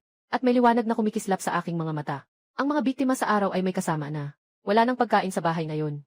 At saka yung dalawang alagad ng batas at ang punong barangay ay nagbabalak pa rin ng buwis sa tao. Kailangan kong pumasok sa bundok para makakuha ng pera. Pupunta ako para manghuli ng mga hayop. Maaaring matagal akong bumalik. Ayokong mag-alala si Fancy. Hindi ko sinabi ang tungkol sa pagpasok sa malalim na bundok. Lumiko at kinuha ang panghuli sa dingding. Isuot ang quiver ng mga palaso. Iayos ang mga tali sa binti. Asawa, bumalik ka ng maaga. Sinamahan ako ni Fancy hanggang sa pintuan. Punong-puno ng lungkot ang kanyang mga mata. Huwag mag-alala. May bilang ako. Binuksan ko ang pintuan ng bakuran. Agad na nawala ang aking anino sa malawak na snow night. Ang liwanag ng apoy sa loob ng bahay ay tumago sa papel ng bintana. Nagmumula sa niebe. Isang maliit na piraso ng mainit na dilaw. Iyon ang tahanan na kailangan kong pangalagaan. At sa mga oras na ito, sa kalaliman ng bundok, ang hangin at niebe ay humuhuni. Kakastart lang talaga ng tunay na panghuli. Ang gabi sa bundok ay parang isang dambuhalang hayop na nakabuka ang bibig. Pinasok ng hangin ang kwelyo. Parang kutsilyo na nagsusugat sa karne. Pinisil ko ng mahigpit ang aking panghuli sa likod. Wala akong dalang siga. Ako ang matandang manghuli. Alam na ang pag-aapoy sa gitna ng bundok ay parang nagbigay ng daan sa mga mabangis na hayop. Gamit ang liwanag na sumasalamin mula sa niebe. Dahan-dahan akong sumisiksik sa gubat. Ang unang 6 na bitag ay nakuha ng napakadali. Talagang hindi ko ito inaasahan. Akala ko ang ganitong simpleng lubid na bitag ay makakahuli ng 2, ayos na iyon. Hindi ko inasahan. Matapos ang malawak na niebe, lahat ng hayop ay nababaliw. Hindi na iniisip kung ito ay bitag o hindi. Kapag nakita ang pain, agad silang sumusugod. Isa-isa kong tinanggal ang 4 na gray na kuneho at 2 ligaw na manok. Ang mga bagay na ito ay nagyelo na. Tulad ng bato, ikinabit ko ang mga ito sa aking baywang. Ang bigat ay nagbigay sa akin ng kaunting kapanatagan. Itong karne ay sapat na para sa 4 na matanda sa bahay upang makakain ng 2 beses ng masarap. Kung mag-iingat tayo sa pag-asin nito, matutulungan tayong magtagal ng ilang araw. Yung maliit na bagay na ito ay hindi pangakasya sa isang maliit na halaga. Pagdating sa 7 bahagi ng panghuli, may nangyaring masama. Malayo pa. Amoy ko agad ang amoy ng dugo. Lumapit ng mas malapitan. Walang laman ang panghuli. May isang piraso ng tali na naputol. Parang naputol ito sa marahas na paraan. May mga piraso ng durog na buto. Malinaw na ang biktima na dapat sanang nahuli ay naagaw na. Humukay ako. Tanggalin ang guwantes. Pinisil ko ang kaunting dugong niebe at pinagsama-sama. Hindi pa ganap na nagyelo ang dugo. Medyo malagkit ito sa kamay. Kakaalis lang ng mandaragit. Hindi pa higit sa 15 minuto. Pinikit ko ang aking mga mata. Maingat kong tiningnan ang mga baka sa paligid ng niebe. Isang hanay ng mga bakas na parang plum blossoms ay malinaw na nakikita. Mas maliit kaysa sa lobo. Mas malaki kaysa sa pusa. Malapad ang mga harapang paa. Ang matutulis na kuko ay nag-iiwan ng malalim na baka sa niebe. Ito ay isang tivayan. Humikit ako ng puting uso. Agad na naging matalim ang aking tingin. Ang ganitong malaking pusa ay ang multo ng bundok. Lamang sa sarili. Lubhang matindi. Sa panahong ito. Yan ang tunay na pera. Ilang tael ng pilak. Hindi lang bayad sa ulo ng buong pamilya. Kahit na mapagawa ang sirang bahay. Pati na rin si Sumengmeng at Su. Yung mga damit ni Kian na mukhang maayos. Pero malaking panganib din ito. Yung mga pusa na tulad nito. Mabilis kumilos. Matindi ang paghihiganti. Kung ito ay isang adult na lalaki. Sa malalim na gubat na ito, hindi magpapahuli sa lakas sa mga mabangis na lobo. Isa pa, gabi na rin ngayon. Limitadong larangan ng paningin. Kapag natalo ka, baka mapunta rito ang 100 libra kong karne. Habulin. O umatras. Binalik ko ang tingin sa ibaba ng bundok. Ang bahay na iyon. Hindi pa natutuyo ang lupa. Si Fancy ay sabik na nag-aabang na makauwi. Kung siya ay umuwi na walang dala, maaaring hindi sila magsalita ng anuman. Ngunit ang tahanang iyon ay maaaring gumuho sa anumang oras dahil sa buwis. Ang yaman ay nasa panganib. Putang ina. Walang takot na sumugod. Kinuha ko mula sa baywang ang baril na medyo nakasabit sa balikat at ibinalik sa hawakan. Muling sinuri ang isang pana. Mas mahigpit na pinatibay ang tali ng balikat. Sundin ang hanay ng mga bakas ng mga plum blossom. Malakas na tumakbo papunta sa kanila. Ang mga bakas ay umaabot paakyat sa malalayong kabundukan. Habang papasok pa ng mas malalim, mas makapal ang mga puno. Mas mahigpit ang tunog ng hangin. Mas makapal ang niebe dito kaysa sa labas. Sa bawat hakbang, kailangan mong hilahin ang mga binti. Bawasan ang pag-aaksaya ng lakas. Nagtuloy kami ng mga 2 putok ng orasan. Ang paligid ay napakabigat ng gubat, hindi makapasok ang liwanag. Ang mga yapak ay nasa isang puno na kayang yakapin ng 2 tao. Biglang nawala sa ilalim ng matandang pine tree. Bigla akong huminto. Ang likod ko ay mabilis na dumampi sa isang malaking puno. Itinago ang katawan sa lilim. Dahil naputol ang mga yapak. Tiyak na nandoon ang bagay sa puno. Pinigilan ko ang paghinga. Sinikap kong pigilin ang tibok ng puso. Ang mga mata ay parang mga panghuli na nag-imbestiga sa mga sanga sa itaas. Na unti-unting naghahanap. Bigla. Iyan ay mga mata. Siksing ay nakaluhod sa isang puno na kasing taas ng isang tao. Ang katawan ay nakabuwal. Na may mababang ungol sa kanyang lalamunan. Parang isang ahas na handang sumalakay. Patuloy pa rin ang paglabas ng puting usok mula sa bibig nito. Malinaw na matagal na nitong napansin ako. Kasalukuyang sinusuri ang banta mula sa 2 paa na hayop na ito. May hawak pa itong kalahating wild chicken na hindi pa nakakain. Nang makita ako at magpaputok ng sigaw. Biglang itinatapon ang biktima. Mahigpit nitong hinawakan ang kahoy ng puno gamit ang mga paa. Nagpakita ng posisyon na parang handang sumugod. 30 hakbang ang layo. Ang distansyang ito, para sa isang matandang manghuli tulad ko, ay tiyak na distansya ng pagpatay. Ngunit ang hawak kong busog ay isang karaniwang panghuling busog lamang. May limitasyon ang kakayahan nitong tumagos. Hindi ko siya binigyan ng pagkakataong bumagsak. Ilagay ang palaso. Hilahin ng mabuti. Bitawan. Nanginig ang string ng pana. Tumilapon ang palaso sa hangin. Napakabilis ng reaksyon ng hayop. Sa sandaling umalis ang palaso, bigla itong umikot. Ang palasong nakatutok sa liig ay nalihis. Tumagos ang palaso sa likod na hita nito. Sobrang lalim ng sugat. Isang malungkot na sigaw ang pumunit sa kalangitan ng gabi. Nasaktan ang usa. Nawala ng balanse at nahulog mula sa puno. Sa pagbagsak, umikot ito sa niebe. Agad itong bumangon at tumakbo papasok sa gubat. Hindi naman bumagal ang takbo. Kaya lang, medyo limpung-limpung ang mga likod na paa. Putang ina. Ang kapal ng balat nitong hayop. Nagsalita ako ng isang mura. Tumakbo agad. Hindi makakalayo ang sugat ang hayop. Basta sundan mo lang ang dugo. Kahit mag-aksaya pa, mapapatay mo siya. Sa oras na ito, ang labanan ay kung sino ang mas walang awa. Sino ang mas matibay. Isang tao at isang hayop ang nakipaglaban sa kagubatan. Ang Kisvain ay may sugat sa binti. Kaya paminsan-minsan ay kailangan nitong huminto para dilaan ang sugat. Tuwing akala nito ay makakahinga na, laging lumalabas ang nakamamatay na tao sa kanyang paningin. Nagtakbo ito ng 1 milya.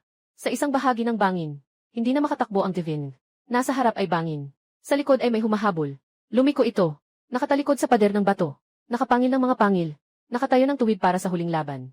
Huminto ako sa 20 hakbang ang layo. Hininga ng husto. Puno ng pawis ang noo ko. Yung mainit na hininga ko ay nagkakaroon ng yelo sa kilay. Hindi agad ako pumutok ng pangalawang pana.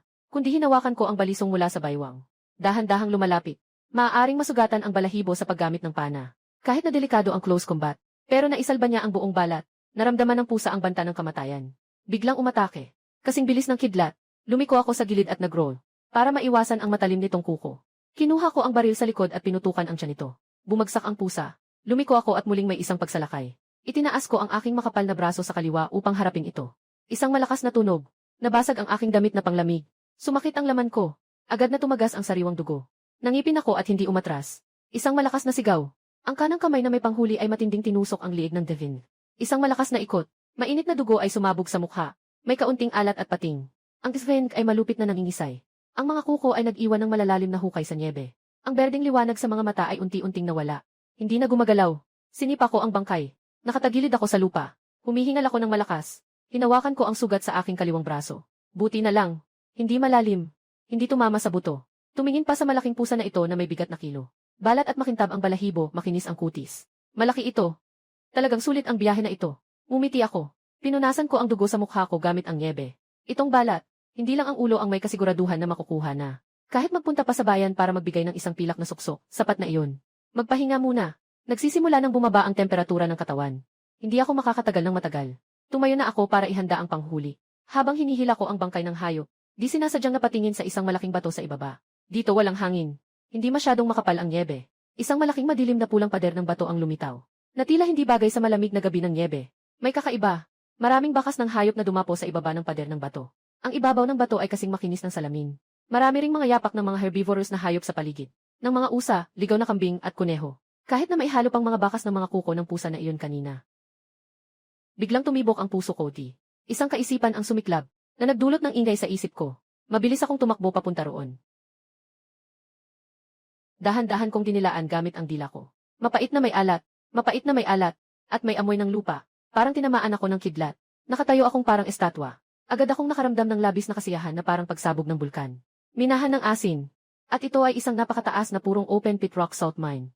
Sa panahong ito, ang asin at bakal ay monopolyo ng gobyerno. Ang iligal na pagbebenta ng asin ay parusang kamatayan.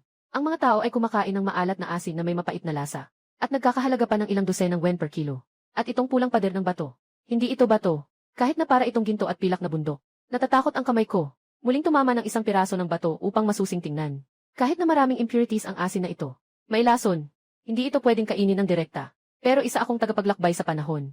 Alam ko ang teknolohiya ng puripikasyon. Kailangan lang dalhin ang mga mineral na ito pabalik. Tunawin, salain at kristalisahin. Makakakuha tayo ng mas puti at dekalidad na asin kaysa sa opisyal na asin.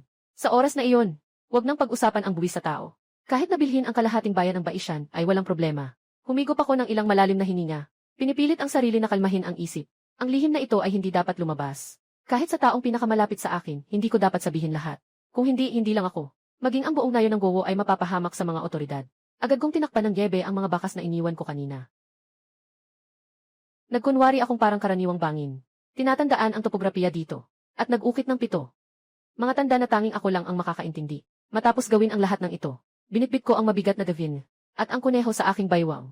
May dalang asin. Parang isang magnanakaw na nagnakaw sa palasyo ng emperador. Tumatakbo ng walang paalam pababa sa bundok. Hindi tahimik ang gabi. Sa isang lumang baluktot na puno sa silangan ng nayon. Isang anino ang nakatago sa sanga ng puno. Nakabakbak na balabal na tupa. Matigas na nakatitig sa aming bakuran. Si Liu Sangu. Humigop siya. Habang tinitingnan ang bako ng pamilya ko na nag-usok buong gabi. Yung amoy parang pang-akit ng kaluluwa. Na nagpasigla sa kanyang tiyan. Yung tanga na iyon. Saan siya kukuha ng pagkain? Ang mga mata ni Liu Sangu ay puno ng mapanuyang inggit. Matagal na niyang pinapangarap. Dapat sana ay ipinahiram ko sa kanya ang 5 gin ng mais. Para mapilitan siyang ibenta ang sarili para sa utang. Pero biglang pumasok si Chen na hangal sa gitna ng daan. Hindi lang niya pinakasalan ang babae. Ngayon, mas lalo pang sumasaya ang buhay nila. Ganito ang kanyang inis. Hindi niya kayang lunukin ito. Hindi pwede. Hindi dapat siya lang ang kumain ng taba. Si Liu Sangu ay dahan-dahang bumaba sa puno. Nakatagilid ang mga kamay. Pabagsak na naglalakad patungo sa bahay ng punong bayan. Nakasara ng mahigpit ang pintuan ng bahay ni Ma Xuanguan. Mataas na pader at malaking bakuran. May 2 mabangis na aso sa pintuan. May ilaw pa sa loob ng bahay. May mga boses na maririnig. Si Liu Sangu ay pamilyar sa daan at umikot sa likod ng pader. Umakyat sa pader at pumasok. Dumikit sa ilalim ng bintana at nakinig. May narinig na nakakahiya at nakakabighaning tunog mula sa loob. At ang malambing na tawa ng babae. Putang ina. Dahan-dahan lang. Kung maririnig ka ng matandang tigre mong asawa, siguradong hugutin niya ang balat ko. Ito ang boses ng balo sa baryo, si Kijia Onyang. Kahit si Liu Sangao ay natatakot na. Bakit matatakot pa? Yung asawang may maputlang mukha, natutulog na parang patay na baboy. Halika. Hayaan mong halikan kita, Ma Xuanguan. Malalakas na hininga ang narinig. Ngumiti si Liu Sangu nang nakakaloko. Wala siyang pakialam. Sadyang umubo siya ng malakas. Sino? Nasa loob ng kwartong iyon si Jin, biglang huminto ang pagsasalin.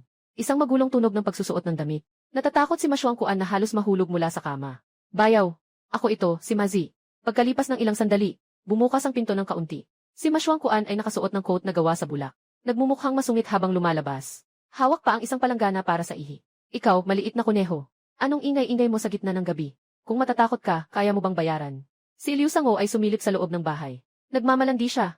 Ang ganda ng mood mo, bayaw. May mahalaga akong kailangan. Mahalagang bagay kay Guanping. Napakalaking magandang balita. Narinig ang tungkol sa pera. Naging mas maayos ang mukha ni Ma Xuanguan. Dinala siya sa labas. Nagbuhos ng malamig na tsaa. Kung may hangin, ilabas mo na. Lumapit si Liu Sangu sa tainga ni Ma Xuanguan. Bumaba ang boses. May misteryosong mukha. Bayaw. May kakaiba sa bahay ni Chen Ershazi. Ngayon gabi, hindi lang ako naamoy ang amoy ng karne. Nakita ko rin siyang may dalang pana at naglalakad papuntang bundok. Katatapos lang, nakatayo ako sa kanto. Nakita ko siyang bumabalik, na may mabigat na dala sa likod. Tingnan ang laki niya. Siguradong malaking tao. Ano? May malaking tao. Ang ibig mong sabihin, na siya ay nag-iingay ng malaki. Napalingon si Masyong Kuan. Nakatigil ang tasa sa labi. Malamang ay isang oso o isang malaking hayop lang yan. Kung ganon ang balahibo. Magkano kaya ang halaga niyan? Kahit man lang ito. Hinampas ni Liu Sangao ang isang palad at tiniklo. Nagmumula ang kasakiman sa mata niya. At saka pa, yung tatlong asawa niya. Isa-isa silang may makinis na balat. Lalo na yung bagong dating. Narinig ko dati, mayaman ang pamilya niya. Kahit na nawasak ang negosyo. Pero galing sa ganung pamilya. Kahit isang buhok lang ang hilahin mo, mas makapal pa sa atin. Siguradong may itinatagong pera. Si Masyong Kuan ay naglalaro ng kanyang balbas. Ang malabo niyang mata ay umiikot-ikot. Nakapag-isip na siya sa loob. Bilang punong barangay, alam niya ang kalagayan ng bawat pamilya sa baryo. Talagang kakaiba si Chenya nitong mga nakaraang araw. Bumili ng asawa, nagkumpuni ng bahay. Ngayon ay naglakas loob pang pumasok sa malalayong kabundukan. Sa isang buwan, darating na ang araw ng pagbabayad ng buwis sa tao. Kung talagang kumita siya ng pera, at nagbayad ng buwis, mamaya, magiging matigas na siya. Mahirap na siyang kontrolin. Mas mahalaga, yung dalawang opisyal na naghatid sa kanya ay nandito pa sa nayon. Palaging nagrereklamo na kaunti lang ang kita sa trabahong ito. Naghahanap na ng dahilan para makakuha ng pera. Anong gusto mong gawin? Ibinaba ni Masyong Kuan ang tasa ng tsaa. Madilim ang boses. Umiti si Liu Sangao nang may pang-aasa. Ipinakita ang mga dilaw ng ngipin. Bayaw, hindi pa umalis ang dalawang matatandang naghatid. Sabihin na lang natin na may malaking utang ang bagong kasal na babae. Ito ay pamilya ng mga wanted na kriminal na hinahanap ng gobyerno. Dagdag pa, may utang si Fancy sa akin ng 5 kilong bigas. Dalhin natin ang mga gwardya sa pinto. At hulihin ang tao. Sa oras na iyon, hayaan nating si Chen ang mga ngalakal ng balat para sa tao. O diretso na lang ibenta ang tao para sa utang. Hindi ba tayo ang may kapangyarihan dito? Si Masyong Kuan ay nag-isip ng kaunti. At nagpakita ng malamig na ngiti sa kanyang labi. Pinaunan ang balikat ni Liu Sangao. Ikaw, medyo masama nga. Pero matalino ka. Magandang ideya ito. Isang bato, 2 ibon. Pumunta ka at sabihin ito sa mga Ginoo. Sabihin mong may isang matabang tupa na naghihintay na katayin. Bukas ng umaga, pupunta tayo para mangolekta ng utang. Sige, bayaw. Masayang-masayang pinapahid ni Liu Sangao ang kanyang mga kamay. Parang nakikita na niya ang mga kumikislap na pera. At si Fancy na umiiyak at humihingi ng awa habang siya'y pinapabayaan. Hinahatak ko ang mabigat na huli. Huminto ako sa tabi ng pond malapit sa nayon. Ilang daang hakbang na lang ito mula sa bahay. Ibinaba ang usa. Pinahid ang mga kamay kong nagyelo. Lumapit ako sa lambat na nahuli kahapon. Ang pond na ito ay konektado sa ilalim na ilog. Kahit taglamig, hindi ito ganap na nag-ielo. Nakita ko ang yelo na nabasag kahapon. Hawakan ang lubid at hilahin ng mabuti. Bumagsak. Sumisiksik ang lubid sa laman. May naririnig na ingay ng pakikibaka mula sa isda. Sumasabog ang tubig. Ayos. Mukhang swerte ako ngayong gabi. Pinipigilan ko ang aking sarili. Nahilahin ang lambat ng isda sa dalampasigan. Sa liwanag ng niebe, tumingin ako. At puno ito ng 7 o 8 malalaking itim na isda. Bawat isa ay may bigat na 3 o 4 na kilo. Na tumatalon sa yelo. Mayroon ding mahigit 10 maliliit na isdang karpa. At hindi mabilang na mga palaka na nagkakasiksikan. Ang palaka ay talagang magandang bagay. Lalo na ang mga babaeng palaka. Ang mantika sa tiyan nila ay napaka nakapagpapalakas. Si Fimengmeng at Sukiankian ay mahihina.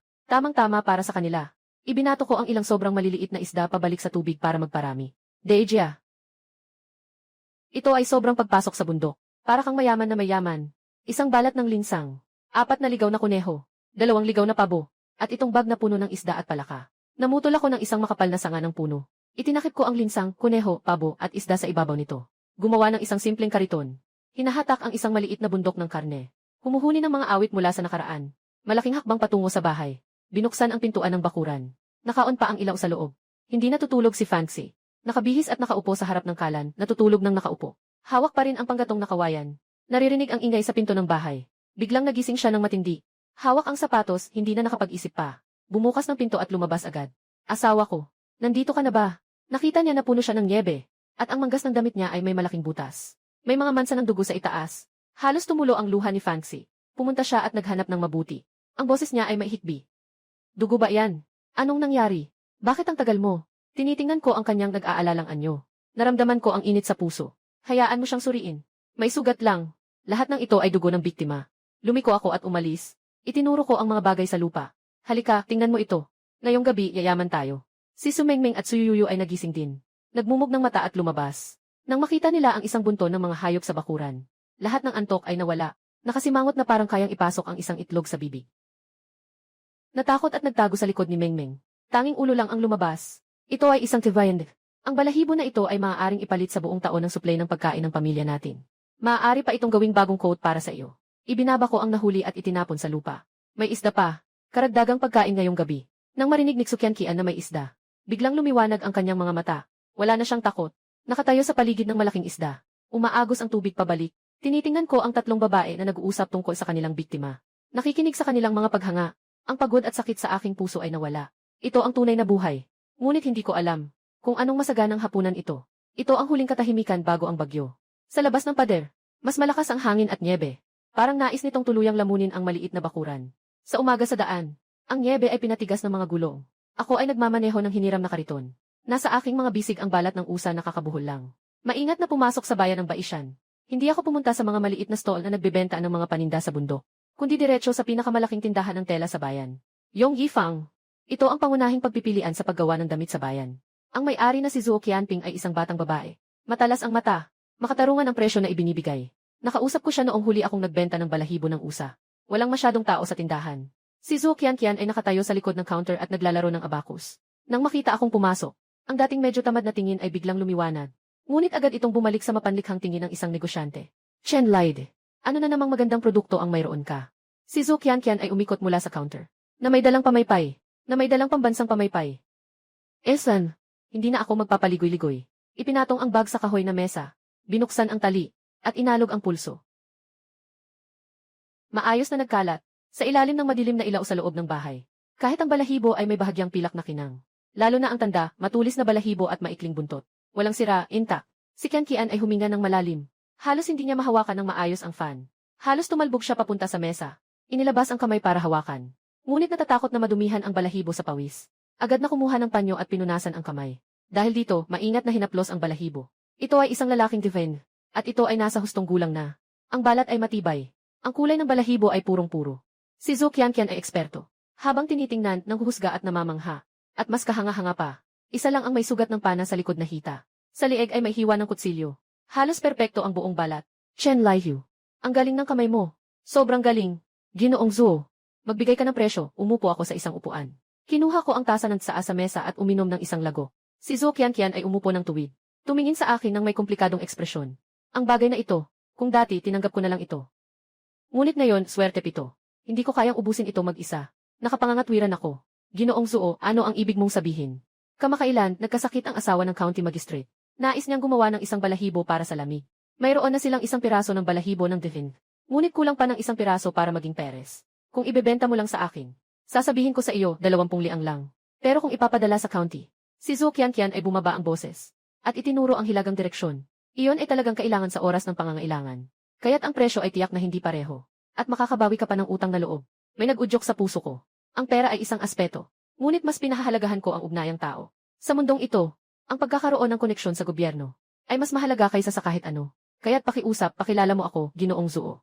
Habang sinasabi ito, mula sa hagdang bahaye sa ikalawang palapag, narinig ang isang mabilis na tunog ng mga yapak. Isang batang babae na nakasuot ng berdeng coat ang nagmamadaling bumaba. Mukhang nag-aalala. Ate Qianqian, may balita na ba tungkol sa balat? Nag-init na naman ang katawan ng ginang kaninang umaga. Patuloy siyang nagmumuni-muni. Hinila ako ni Zhuo Qianqian. Chui, tumingin ka. Ito ang balat ng Divinex na gusto mo. Ang katulong na si Chui ay tumakbo sa harap ng mesa. Tumingin sa balat. Agad na lumaki ang kanyang mga mata. Ito, mas maganda pa ito kaysa sa nasa bodega ng ginang. Hinawakan niya ng mahigpit ang aking manggas. Parang nakahawak siya sa isang buhay na sako. Kapatid na lalaki, mabilis mong dalhin ang balat at sumama na sa akin. Naghihintay ang madam.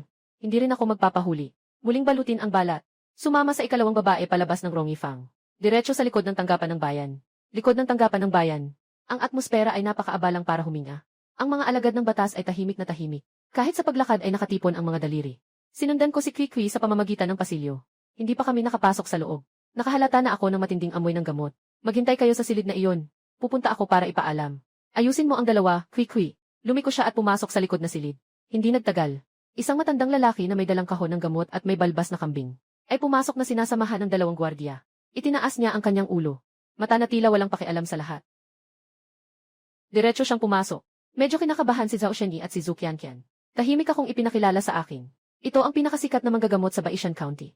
Sinasabing ang kanyang ninuno ay isang royal physician. Napakalaki ng kanyang ego. Hindi kayang tawagin ang karaniwang tao. Kailangan lang ng mukha ni gobernador ang mga ito. Tumingin ako sandali sa likod ng matandang iyon. Walang sinabi. Chen Laihu. Diyos ng gamot na si Zhao ay narito. Mas mabuting. Si Zuo Qianqian ay naisa kong paalalahanan na mag-ingat. Siya ay isang doktor. Ako ay nagbebenta ng balat. Hindi nagkakasangkot ang tubig ng balon sa ilog. Nilunok ko ang cake. Pinunasan ko ang mga mumo sa aking kamay. Sige, sabihin mo. Siya ba ay isang mahusay na doktor? Kailangan tingnan kung kaya niyang gamutin ang sakit. Sinasabi pa lang. Lumabas si Kwikwi. Nagmamadali siyang sumenya sa atin na pumasok. Pumasok sa loob. Biglang dumilim. Ang mga bintana ay sarado ng makakapal na tela. Walang hangin na makapasok. Nakahiga ang asawa ng alkalde sa ilalim ng mga kurtina ng kama. Hindi malinaw ang mukha. Tanging naririnig ang mabilis at mabigat na paghinga. Parang may sira-sira na bomba na hinihila. Naupo na si Dr. Zhao sa maliit na upuan sa tabi ng kama. Bahagyang nakapikit ang mga mata. Sa loob ng bahay. Tahimik na tahimik hanggang ang isang piri ay maririnig pa sa lupa. Nakatayo ako sa likuran. Ngunit hindi niya tiningnan si Dr. Zhao. Sa halip, tinitingnan niya ang paligid sa loob ng bahay. Walang alikabok sa sahig. Ngunit sa anino sa ilalim ng kama. Muling tiningnan ko ang nakasara nilang bintana. At ang walang galaw na baso sa mesa. Bumalik si Dr. Zhao sa kanyang kamay. Hinahaplos ang kanyang balbas. Dahan-dahang nagsalita. Ginoo, siya ay labis na tinamaan ng lamig. Pumasok ang masamang enerhiya sa katawan. Dahil dito, hindi maipahayag ang hangin sa baga. Gagawan ko ng reseta ang isang pampaalis ng lamig na sabaw. Inumin ito ng 3 araw. Magpawis ng 7 beses. Nagpawis na. Ayos lang yan. Mula sa kama, narinig ang mahina at nanghihina na boses ng ginang. Salamat, Ginoong Zhao, sa iyong tulong. Tumayo si Ginoong Zhao. Na may kumpiyansa, lumapit siya sa mesa at kumuha ng panulat upang magsulat ng reseta. Isang hindi tamang oras na pagtawa ang umabot sa kanyang tainga. Sa tahimik na silid, umabot ito. Nanginig ang kamay ni Ginoong Zhao. Isang patak ng tinta ang tumalsik sa papel. Nadumihan ang sulat, bigla siyang lumingon. Ang kanyang tingin ay parang talim na tumama sa pinagmula ng tunog. Sino ang maingay? Lahat ng tingin ay nakatuon sa akin. Nakasandal ako sa pintuan. Hindi ko alam kung kailan pero may hawak akong piraso ng kakanin. Nang walang pakundangan na sabi, lamig ng hangin. Sa loob ng 3 araw, mamamatay na ang bahay na ito. Pag nagsalita ito, lahat ng tao ay natakot. Si Kiki ay natakot hanggang maputla ang mukha. Si Zui Zui ay mas galit pa, sana makalapit at mapigilan ako. Ito ay silid tulugan ng may bahay ng county magistrate. Ang taong ito ba ay may gustong mamatay? Sobrang kapal ng mukha. Si Ginoong Zhao, ang manggagamot, ay nagalit at nanginginig ang balbas. Itinuro ako at sumigaw. Saan ka galing, batang ligaw? May alam ka ba sa medisina? Naglalakas loob kang magsalita ng ganyan dito. Sumpain ang ginang. Pinaandar ko ang aking mga kamay. Lumakad ako ng 2 hakbang pasulong. Tumingin ako ng diretso kay Ginoong Zhao. Hindi ko alam ang mga malalalim na prinsipyo. Ngunit alam ko, ang hangin at lamig ay natatakot sa ginaw. Ngunit hindi natatakot sa liwanag. At lalong hindi natatakot sa tunog ng tubig. Ginaran yung sarado ng mahigpit ang mga bintana at pinto ng kwarto. Nang kanina si Kiki ay nagbuhos ng tubig. Mas lalong humihingal ang hininga sa ilalim ng kurtina ng kama.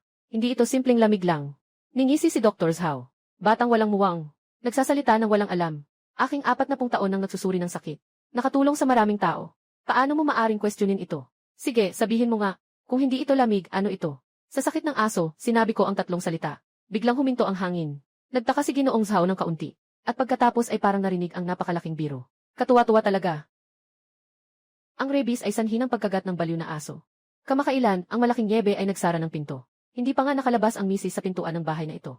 Saan nanggaling ang baliw na aso? Iyan ay malinaw na kasinungalingan at panlilin lang. Nabahala rin si Zhu Qianqian. Hinila niya ang aking manggas at tahimik na nagsabi. Ikaw ay baliw. Hindi pwedeng basta-basta magsabi niyan. Kung mapatunayang nanloko ka, mapaparusahan ka ng kamatayan. Hindi ako pinansin ang reaksyon ng mga tao. Humarap ako kay Kiki. Mali ba ang sinabi ko? Tanungin mo lang, malalaman mo. Noong nakaraang mga araw, may alaga bang aso sa bahay? Puting aso. Yung maliit na klase. Biglang nangalit ang mga mata ni Kiki. Awang-awa siyang tinakpan ang bibig. Paano mo nalaman? Kahit ang buong kama ay bahagyang nanginginig. Tama nga. Malinaw na ang aking puso. Ipagpatuloy ang pagtatanong na saan na ang aso ngayon. Nabahala si Kiki. Tumingin sa kurtina sa kama. Noong nakaraan, nag-imbestiga ang madam sa likod na bakuran tungkol sa isang maliit na puting aso. Mukhang inalagaan niya ito ng maayos. Pero kahapon, biglang nagwala ang aso. Sino ang nyong? Nagbago rin ang mukha ni Dr. Zhao. Bagamat mayabang siya, pero hindi siya tanga. Nang marinig ito, nararamdaman na niyang may mali. Kinagat niya ako. Akala ko maliit lang yun. Hindi na ako nag-abala. Namatay yung aso kaninang umaga. Pinabayaan ko na lang na itapon ng mga kawal ang bangkay sa kama. Mula sa loob ay narinig ko ang nanginginig na boses ng misis. Nagmadali ang aking mukha. Saan nila ito itinapon?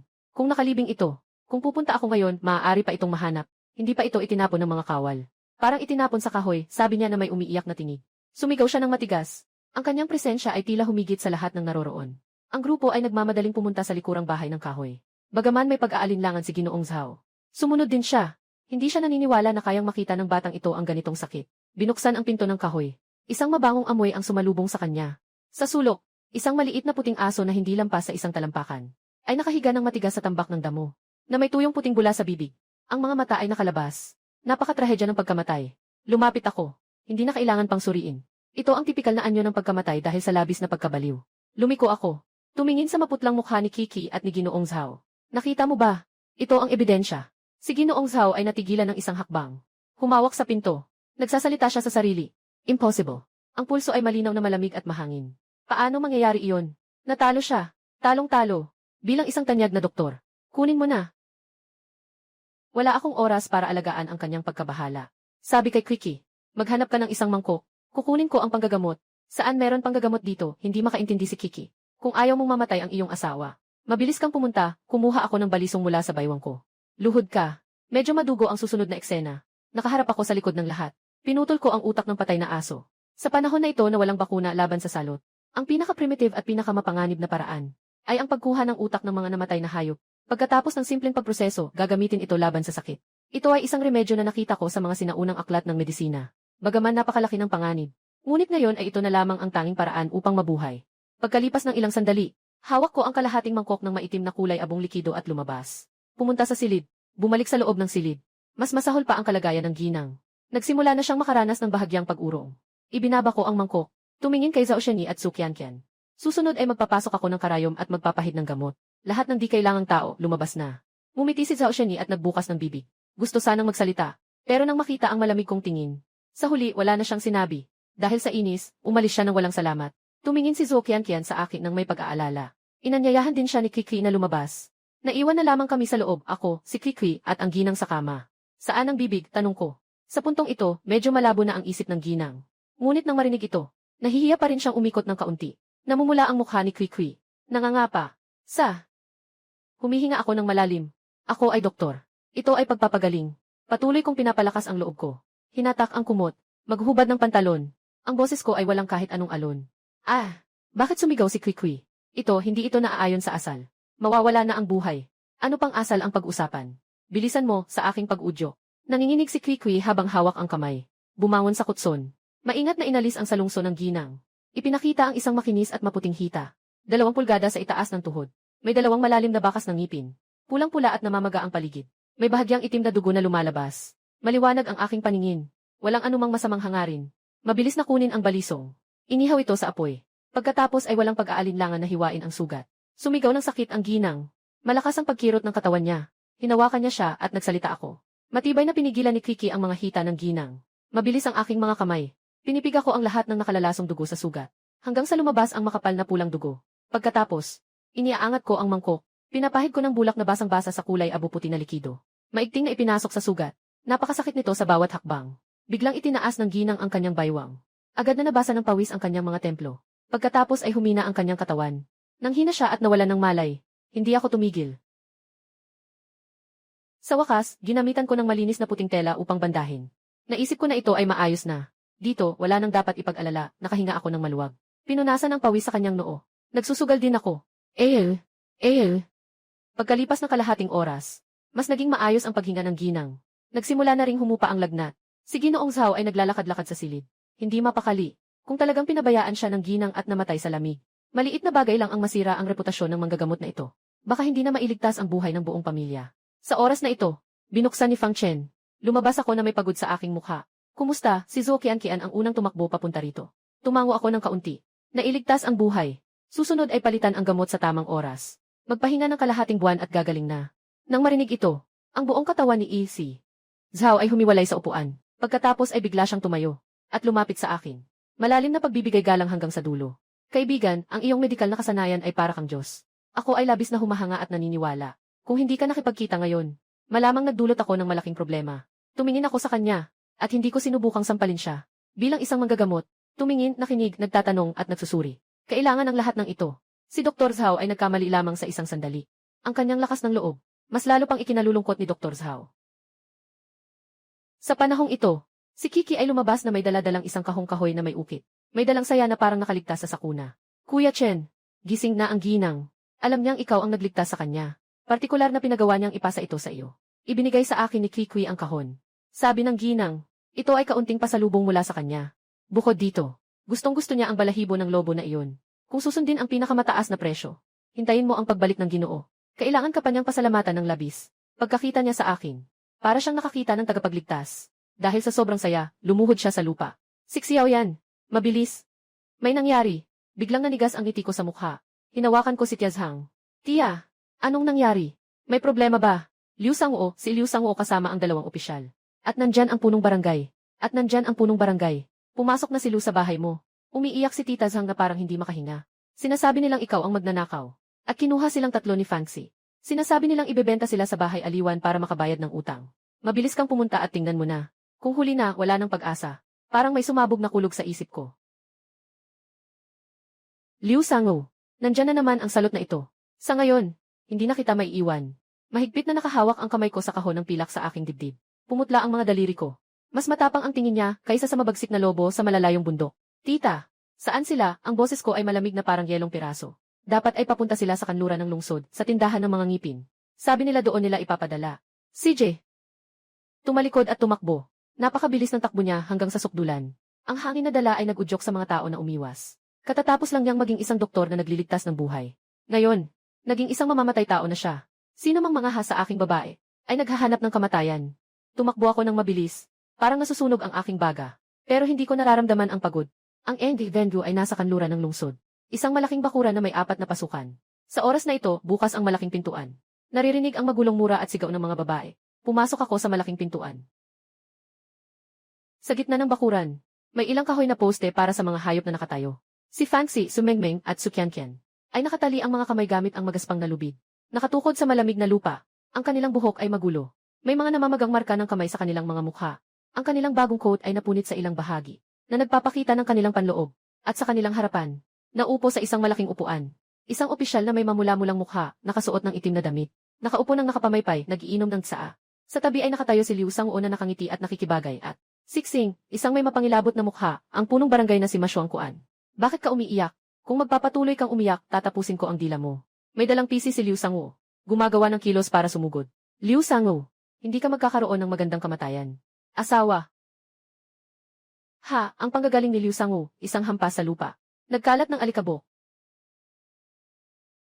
Ang utang ay dapat bayaran. Ito ay makatarungan. Kung wala kang pera ngayon, ibebenta ka namin sa class na bilangguan. Tumigil ka, ang malakas na sigaw ay parang kulog na sumabog. Malakas akong pumasok sa bakuran. Nagmumula ang nakakatakot na aura sa buong katawan ko. Biglang naging tahimik ang bakuran. Nakarinig si Fancy ng pamilyar na tunog. Biglang siyang humarap. Pumatak ang mga luha. Asawa, sa wakas ay dumating ka. Nabigla si Liu Sanguo. Nakapag-urong siya ng hindi sinasadya. Ngunit agad niyang nakita na nag-iisa lang ako. Kaya nagkaroon siya ng lakas ng loob. Itinuro niya ako at nagsabi, CJ, si Chen Ershezi, talaga bang nandito ka? Saktong-sakto, hindi na ako kailangang maghanap sa'yo. Nakaupo sa malaking silya. Si Ginoong Liu ay dahan-dahang ibinaba ang tasa ng tsaa. At sinipat ako ng pahilig. Ito na ang mamamatay tao. Mukhang matibay naman. Pero isa lang siyang simpleng magsasaka. Ikaw ba si Chen yan? Nagsalita si Ginoong Liu. Ang boses niya ay tamad at mayabang. Dahil nandito ka na, kailangan na nating ayusin ang mga utang. Hindi ko siya pinansin. Diretso akong naglakad patungo kay Fancy at sa kanila. Huminto ka. Ang dalawang gwardiya sa tabi ay humila ng kanilang mga espada at humarang sa daan. Huminto ako. Tiningnan ko ang buong paligid ng may malamig na tingin. Sa huli, tumigil ang aking tingin kay Ginoong Liu. Palayain mo sila, palayain mo sila. Ayos lang. Ngumiti si Liu Darren. Para kang isang gutom na lobo. Mga babaeng ito. Isa sa kanila ay nangutang kay Liu Sanguo at hindi nagbayad. Ayon sa batas, siyam ang naging 12. Kasama na ang tubo, isang layang na silver. Isa pa. Tumuturo siya kay Kim Mengmeng. Ang pamilya ay mga salarin. Kahit na ang tao ay naging alipin. Ngunit ang utang ay dapat bayaran. Ipinakita ni Ginoong Liu ang isang kamay. Bumukas ang 5 daliri. Kabuang 500 tael. Kunin ang pera. Palayain ang tao. 500 tael. Ang mga tao sa paligid ay nagulat at humiyaw. Ito ay talagang isang hayagang pagnanakaw. Kahit na ibenta ang buong nayon ng gugo, hindi ito katumbas ng 500 tael. Si Fancy ay nawawala ng pag-asa at pumikit. Huwag nang sabihin ang 500 tael. Kahit na 5 tael. Para sa mga tao sa Zhuang ay isang napakalaking halaga. Tinitigan ko ang mapaghimagsik na mukha ni Ginoong Liu. At sa kalooban ko, ako'y naging kalmado. Alam ko na ang grupong ito ay nagtatakda ng mataas na presyo. Ang layunin ay pilitin akong mamatay, o pilitin akong lumaban, at pagkatapos ay may dahilan upang pumatay at magnakaw. Hinawakan ko ang kahon sa aking bulsa. May 100 layang doon. Ito ang huling baraha ko. Makipaglaban? Hindi pwede. May 7 o 8 guard na may dalang espada. Ako naman ay walang dala, at may 3 babae pa. Kapag nagsimula na silang makipaglaban, Walang mata ang mga espada. Mahirap silang mapanatili. Kailangan ng talino. Kailangan munang ayusin ang sitwasyon. 500 tael. Wala akong ganun. Mababa ang boses ko. Pero mayroon akong 100 tael. Nagsasalita. Kinuha mula sa kanyang dibdib ang detalyadong kahoy na kahon. Binuksan ito ng publiko. 10 pirasong snowflake silver. Nagniningning sa araw na may nakakaakit na kinang. Ang hukom Liu at si Lidaren na nasa tabi na hindi nagsasalita. Biglang napatingin ng diretsyo si Lidaren. Mas nagulat pa si Liu Sanguo na nakabuka ang bibig. Hindi ko alam na umaagos na ang laway ko. 100 leang. Paano nagkaroon ng ganitong kalaking pera ang taong ito? Saan galing ang perang ito? Pinikit ni Ginoong Liu ang kanyang mga mata. May bahid ng pagdududa at mas malalim na kasakiman sa kanyang mga mata. Pumasok sa bundok at naghukay ng matandang ginseng. Kakalakok lang sa huitsuntang, nagsinungaling ako kahit walang draft. Kalma ang itsura. Ito ang buong pag-aari ko. 20,000 ang ibibigay ko sa inyo. Nagtinginan sina Liu at Li. 20,000. Ito ay isang malaking yaman. Katumbas ito ng 2 taon nilang sweldo at dagdag na kita. At ang perang ito ay legal ang pinagmulan. Hindi ito mainit kahit hawakan. Dahil seryoso ka naman. Tumayo si Datu Liu. Masigasig na nakatitig sa kahon. Pinatawad ni Pangulong Xing. Pero, sakto lang ang perang ito para makaligtas. Noon pa man ay sinasalungat na nila ako. Paglabag sa tungkulin.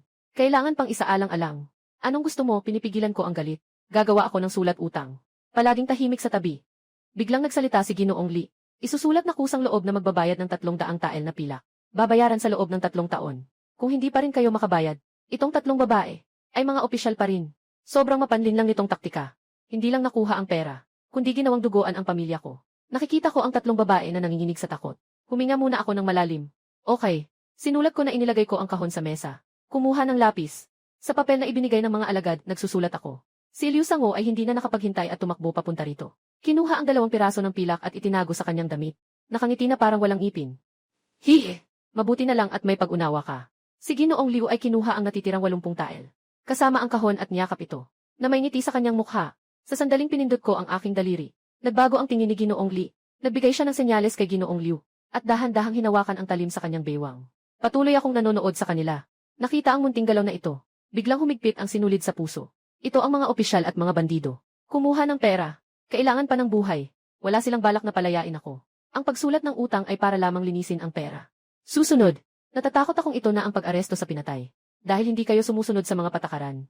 Huwag niyong sisihin ako kung magpapaalit ako ng mesa. Nabayaran na. Nakasulat na ang utang. Maaari na bang palayain ang tao? Ibinaba ko ang panulat. Mukhang nakaka-relax ang katawan. Sa totoo lang, sobrang higpit na ng mga kalamnan ko. Palayain mo na siya. Haha. Tanggapin mo na, Ginoo Liu, ang iyong bayad. Biglang nakangisi ng nakakatakot. Maaaring palayain ang tao. Pero kailangan pa rin niyang sumama sa amin. Saan tayo pupunta? May nagsumbong na sa iyo na nagnakaw ka ng opisyal na salapi.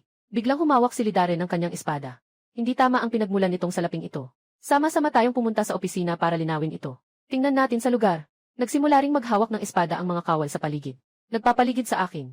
Natatakot na sigaw ni Fancy. Mahal, tumakbo ka na. Saan ako tatakbo? Si Liu Sandog ay may maraming kasama. Nagmamalaki siyang sumugod at gustong sipa ako. Sa sandaling iyon, kumilos ako. Hindi ako umatras. Sa halip, bigla akong sumulong. Mabilis na parang isang anino. Pinukpok ko ng isang malakas. Diretso sa mukha ni Liu Sandgaw na nasa unahan. Walang paligoy-ligoy ang suntok na ito. Puri na lakas. Hindi man lang umungol si Liu Sandgaw. Malinaw na naririnig ang tunog ng nasal fracture. Parang basang manika siyang bumagsak pabalik. Nabagsakan ang katabing saan na mesa. Agad na. Ako'y yumuko. Upang iwasan ang saksak ni Ginoong Li. Huwag na baluti. Kalat, ang dibdib ni Ginoong Li ay biglang nabasag. Isang agos ng dugo ang sumabog. Ang buong katawan niya ay tumilapo ng 3 metro palayo. Matinding bumagsak sa lupa. Tulad ng isang patay na aso na nangingisay. Ang sunod-sunod na kilos na ito ay nangyari sa isang iglap. Si Ginoong Liu ay natulala sa takot. Hindi niya akalain na ang mukhang tapat na manghuli na ito ay isang Diyos ng pagpatay. Tao, patayin niyo siya agad.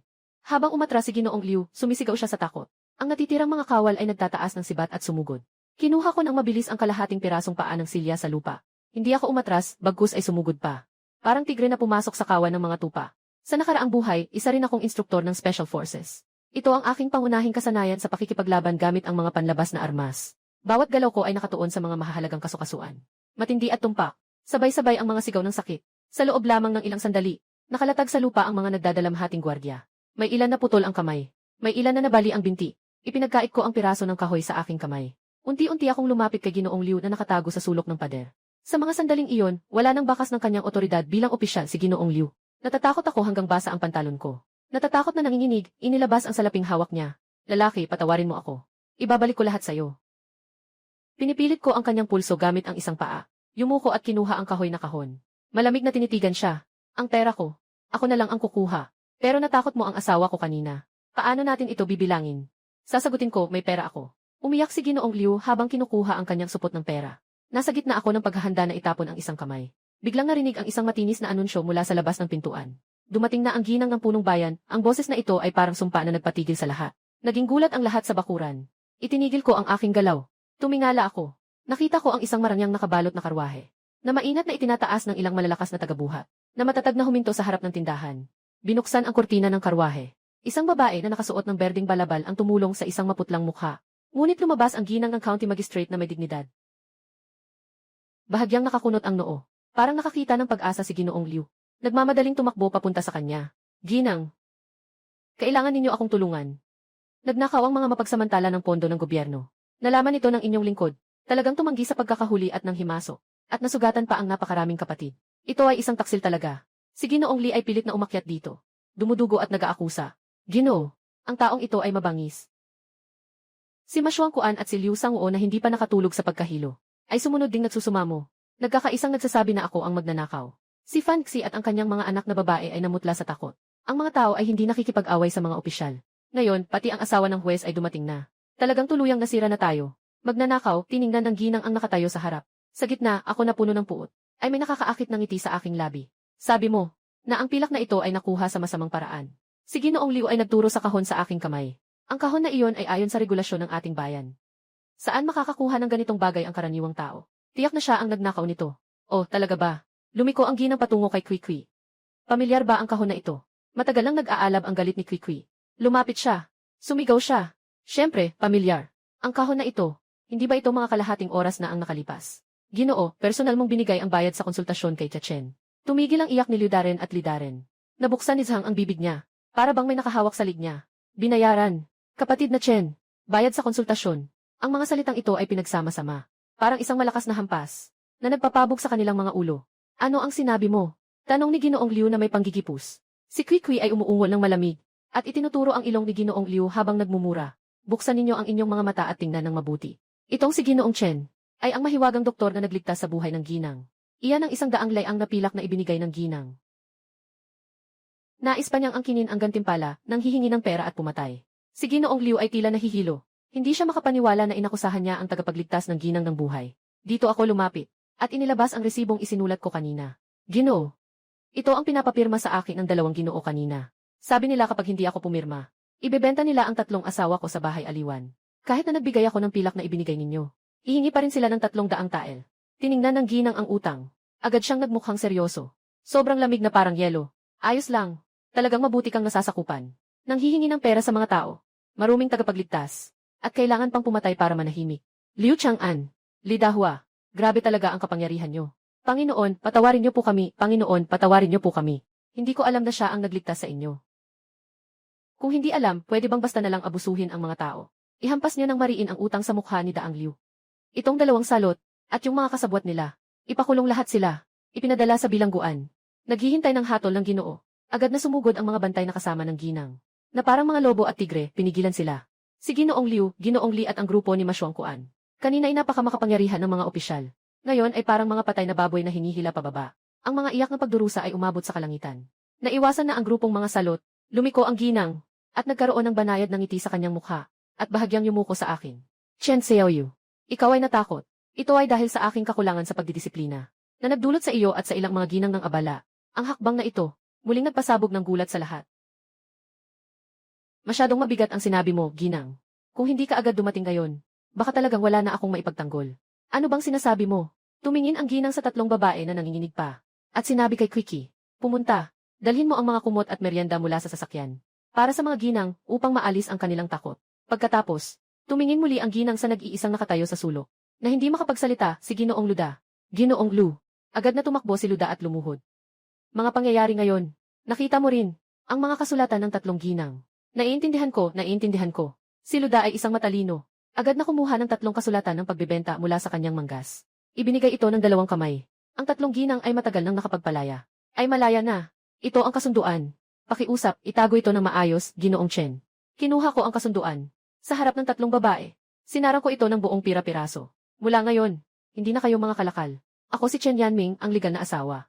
Tumingin ako sa tatlong babae. Seryosong pangako. Hindi na kayang tiisin ni Sumengmeng.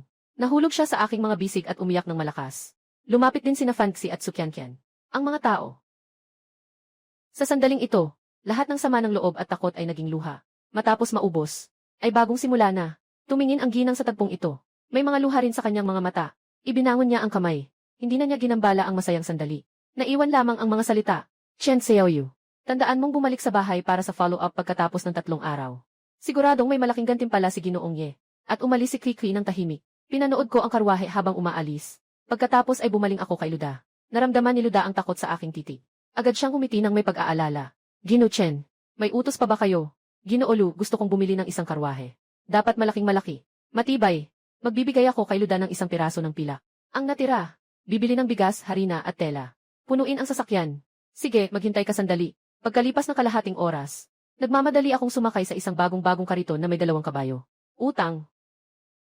Dahan-dahan akong umalis sa bayan ng Baishan. Sumisikat ang araw sa kanluran. Hinahatak ang ating mga anino na mahahaba. Sa loob ng sasakyan, 3 babae ang nagkukumpulan. Nakaborda ng makulay na kumot mula sa ginang. Hawak ang mainit na baon na karne. Asawa, uwi ba tayo? Tanong ni Fancy habang nakalabas ang ulo. Nagsalita siya ng mahina. Tumingin ako pabalik. May mainit na ngiti sa mukha. Alainan, uwi. Ngayong gabi, matutulog tayo sa mainit na higaan, kakain ng karne. Taas ng panggulong. Ang malinis na tunog ng panggulong ay umaabot sa malawak na daan. Nakalampas na tayo sa pagsubok na ito. Pero alam ko, na mas malaki pang hamon ang darating. Ang minahan ng asin saksing zuo. Ang county magistrate na malapit nang bumalik. At ang agos ng kaguluhan sa panahong ito. Ngunit, basta't may hawak na kutsilyo. At may kasama sa tabi, wala akong kinatatakutan. Ang karwahe ay dumaan sa niebe sa pintuan ng nayon. Na nagbigay ng mabigat na tunog. Hindi ako nagtatago sa mga tao. Sa halip, buong lakas kong pinasok ang nayon. Punong-puno ng bigas, harina, at tela ang karwahe at ang simbolo. Ng pabor ng asawa ng county magistrate, ang kahoy na kahon. Ay ang pinakamainam na panggulo. Ang mga dumadaan na taga-baryo ay nakatingin sa bagong-bagong kariton. Na para bang hindi makapaniwala. Nahuli ang punong baryo na si Mashuang Kuan at ang balita tungkol kay Chuan Sangu na nakulong. Ay kumalat na parang may mga pakpak sa buong baryo. Ngayon, nang makita si Chen Yan na walang sugat at puno ng dala. Ang mga kalalakihang madalas may mga lihim na balak. Ay ngayon ay nagtatago sa sulok. Na kahit humihingal ay hindi maglakas loob. Punong-puno ng paghanga ang tingin. Maingat kong sinilip ang paligid. Sa bawat nakikita ko, walang sinuman ang makakatingin ng diretsyo sa akin. Sa panahon ng kaguluhan na sumusunod sa batas ng gubat, ang kamao at ang suporta ang pinakamahalagang katotohanan. Pag-uwi ko, inutusan ko ang 3 babae na dalhin ang mga suplay sa loob ng bahay. Tumingin sa mga pagkain at tela na nakatambak sa kalahating silid. Si Sumengmeng at Sukyanping ay labis na nasasabik at hindi alam ang gagawin. Si Fanxi ay may luha sa kanyang mga mata. Ngayong gabi, hindi lamang ako nagdala ng mga materyales para sa kaligtasan, kundi nagdala rin ako ng kanilang dignidad bilang tao. Madaling gabi, mainit na mainit ang apoy sa kama. 4 na tao ang nakahiga sa maluwang at mainit na higaan. Wala nang siksikan at lamig ng nakaraan. 3 babae ang nakasandal sa aking tabi.